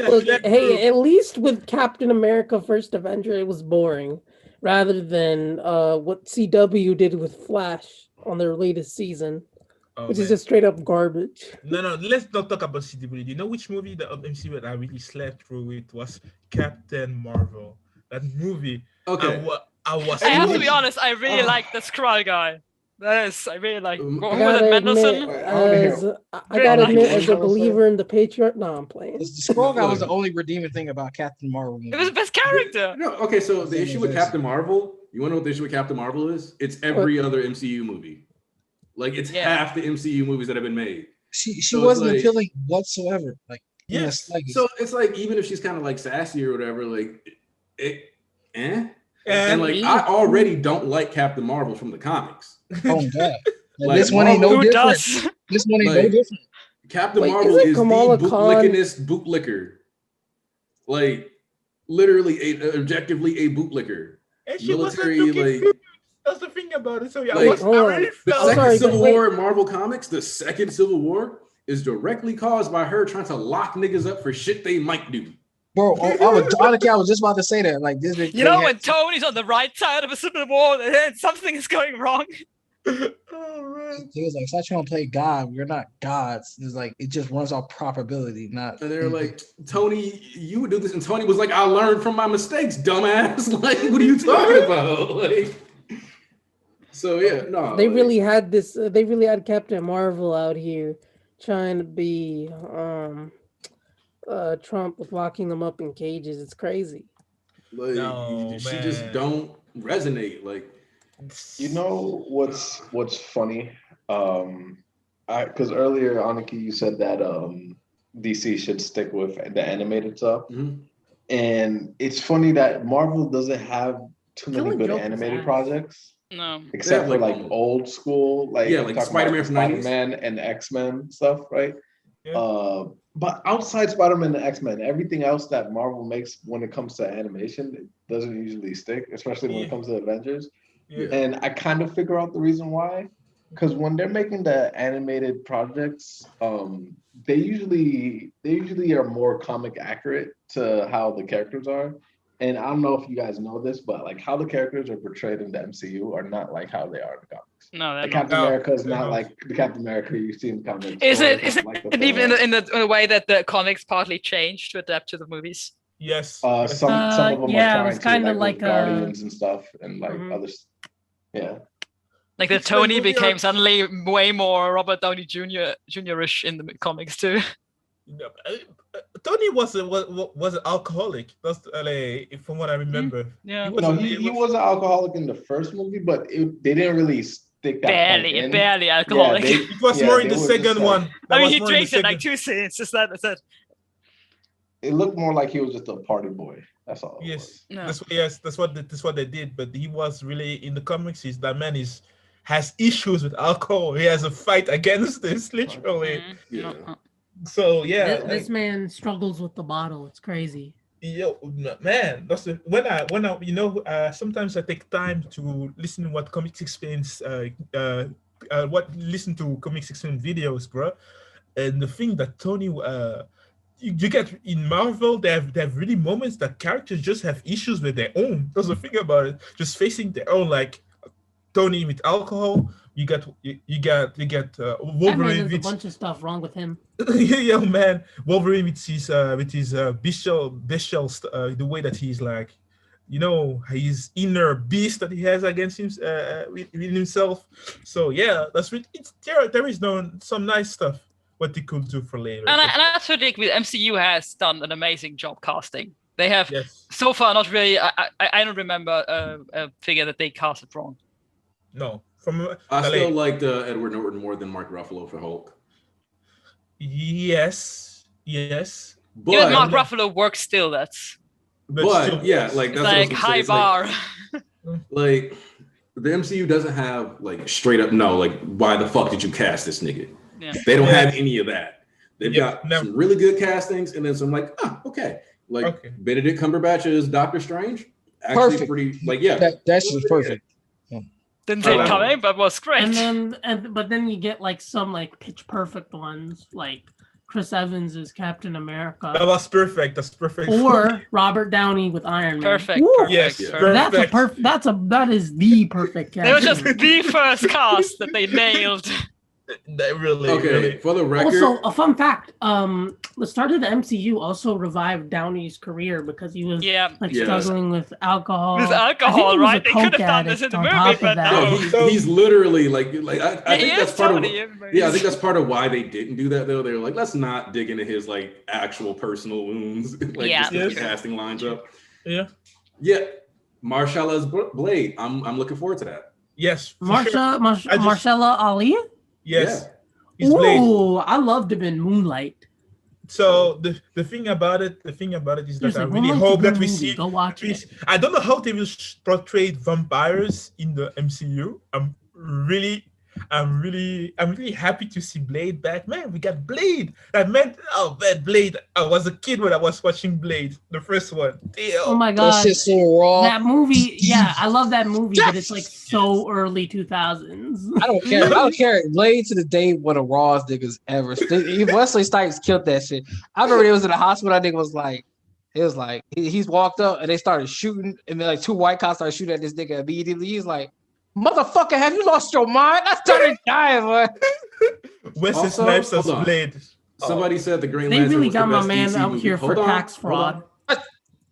They said the DC. Okay, hey, look, sometimes you got to go out that way. That's what I'll pick. Look, Al Capone went to jail for tax evasion too. So you and I heard his parrot snitched on. I heard his parrot snitched on him.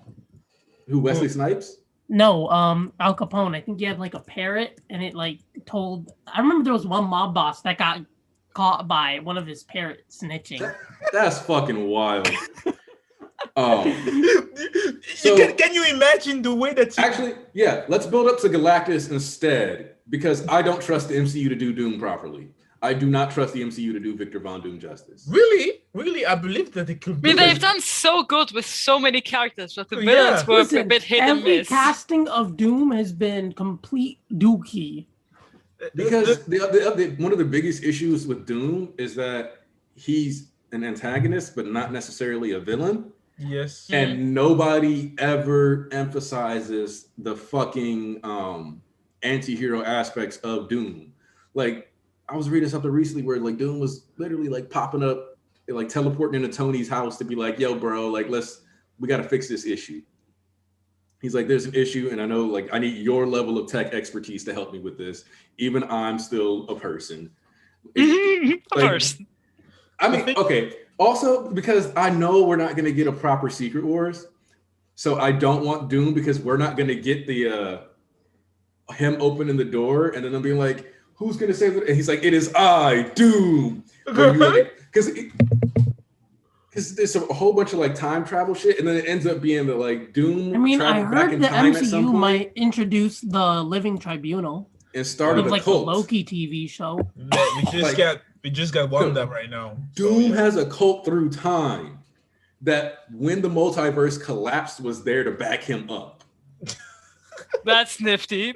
Because he did some time traveling. Just gangster. Doom took Molecule Man, who existed at the same time period across every universe, found out that like his deaths were the cause of like the universes like collapsing into each other, then figured out the source wall, essentially, whatever it's called in like Marvel, found the Beyonders who exist outside the multiverse, then kicked a box full of Molecule Mans at them as a bomb. Not to mention, don't forget, Doom loves the children. And he's an amazing leader. There's a point where the Earth is dead, you know, like after all the pollution, all this other stuff, and then like the universe was starting to die, but Thor resurrects the whole planet because this is old man Thor when he's got the Odin Force. At this point, it's the Thor Force now. He brings Earth back. He realized that the universe, like the entire universe, is just naturally hitting its decay, though. And then, like, Doom is still there at the end of the universe. Like, the last two niggas were Thor and Doom. That's what I like about Doom and Wolverine left. Wolverine died. So then it was Thor versus Doom. And like those are like the last two niggas. No, that's the thing Not about to mention, I love that world. That's leader two of great his characters. country. Give me that. And that's the thing. Doom as a character, the way that he's portrayed in the comics, there's a thing that I really want to see in live action. And I understand why we are scared to get him, because the way that they showed this guy in two iterations of the Fantastic Four Man, that's the man literally what he did.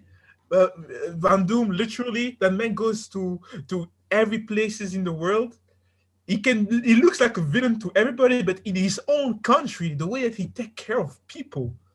No, man. And I have a question. I want to see life. Everything. Yeah, this guy is he used magic, combination of magic and technology to fight and to do stuff. Oh man, that man is too good. For me, it's like I want to see live action Doom so bad. I'm willing to risk another bad iteration just to have a chance at it. Yeah. So yeah. Like the chat said though, because I was starting to wrap up earlier, then we ended up really going in. Wait, I just have one more question. Just one question for y'all. Would you rather live in Bloodhaven or Gotham? Both of them are ass. You know what? Wait, Bloodhaven, is that Nightwing City or Red Hood City? No, that's Nightwing City. That's Nightwing City. I don't know. I feel like Nightwing would put a stop to somebody if he had to before Bruce. Because you know what? Yeah, I think Bruce, fuck you. Bruce, fuck you. Killing the Joker will not make you as bad as the Joker. The nigga escape Arkham every fucking 3 months. Go out there, kill fucking 100 people. You put him back in there. He go out there every 3 months, kill 100 people. Nigga, you are the problem too. You know better than that nigga. I wouldn't want to be in Gotham unless I'm a criminal. Okay. Wild. Okay, so before we hit that wrap up though, we need to sit together, niggas in Gotham. That is a series that I found on Twitter. I was laughing about how niggas are surviving Gotham. Oh my god! One of my friends was like, the show Gotham makes no sense because so many people die that the murder rate is so high that there should just be nobody left. But, all right. Before we close out though, you did make me think of one of my favorite like Batman comics moments from recent years, and it's from the Tom King run from the War of Jokes and Riddles, and it involves the Riddler breaking out of prison. Because it was the coldest jailbreak I've ever encountered. Because all he did was start saying people's names. Like, he was literally like sitting there like, Martha, Ashley, Tiffany. Hoping that he hits one right or what? No. What happened is that the Riddler talked to every single guard in the prison at some point and learned about every other guard by talking to the guards. That he knew their families all by name from each other. So they literally had to let him just walk past him because he knew their entire family. Oh, and they let him out because they knew his entire family instead of letting him in, keeping him inside because like, they knew the entire family. So, I'm not sure. A villain who knows my entire family, I would rather have in prison than out of prison. Well, the thing is that they didn't want to risk, like, they're like, okay, but like if the Riddler was able to get all this information and he has anybody outside, then he's going to kill my family for not letting him out. Gotham has been ran by the mob for most of its history. Like, it's only been, like, recent in, like, most continuities that, like, in these cases, I have a simple advice. The advice is move. Like, Gordon, in many continuities, like, I think especially, like, the early years of Batman was, like, the only good cop in the city. Yeah. Also, real quick, for real this time, Endot, have you saw the truth yet that Britta is not the best? Need to know if Endot has realized that Britta is the worst. Now, she's always Britta. No, Britta from Community. All right, I know. That's why she always Britta everything. So yeah. All right, so we about to do final thoughts, wrap up. Yeah. Squid, final thoughts on the MHA chapter. Go. It's good. I find his decision very in character. He's gonna try to save him, and if he's truly unsavable, he's going to kill him. And that's very reasonable, and that's in his character. I found everyone was in character. I expect some opposition from Bakugo, and I think he's going to surprise us next chapter with his emotional maturity and how much he's progressed. Altogether, it's a good chapter. I'd say like 7 out of 10. 2 good chapters. All right. Let's see. Ponzu? Yeah. Final thought? My final thought, great chapter, great stream, great day. You know what I mean? You know, where we are here at the Church of MHA. Thank you for having me, also bullying me about stuff that I never meant. So yeah, love you guys. I love you, the Steve. Love the team, and see you next week. Say yes. Well, I got a panel of Gentleman My Brother, quarter of a panel of Endeavor. That always helps. And I like the chapter overall. Still need to get you that body pillow. I was really put off in the beginning by this whole you have to kill him because I just didn't see that coming. And then it just was flipped on the side. So makes sense that it's just a test. It was a bit overdramatic, but I really like the scene of like Kid Deku appearing, and it's just cute, and it's actually the same outfit he wears while he's helping Bakugo. I still want to know. I still want to know why Hisashi, like when Deku thought he was going to die against Muscular, thought that like he only thought of Inko and All Might. Like you down bad at that point. Like boy about to die, and he ain't even speaking your name. Dang, you messed up. That's what happens when you're a work from, like working away all the time. Flo, I see you back. You want to give your final thoughts on the chapter? It was a great chapter. I can't wait for next chapter, especially to see what these new niggas have in store for us. I love the fact that we don't have to take breaks. Some shots fired.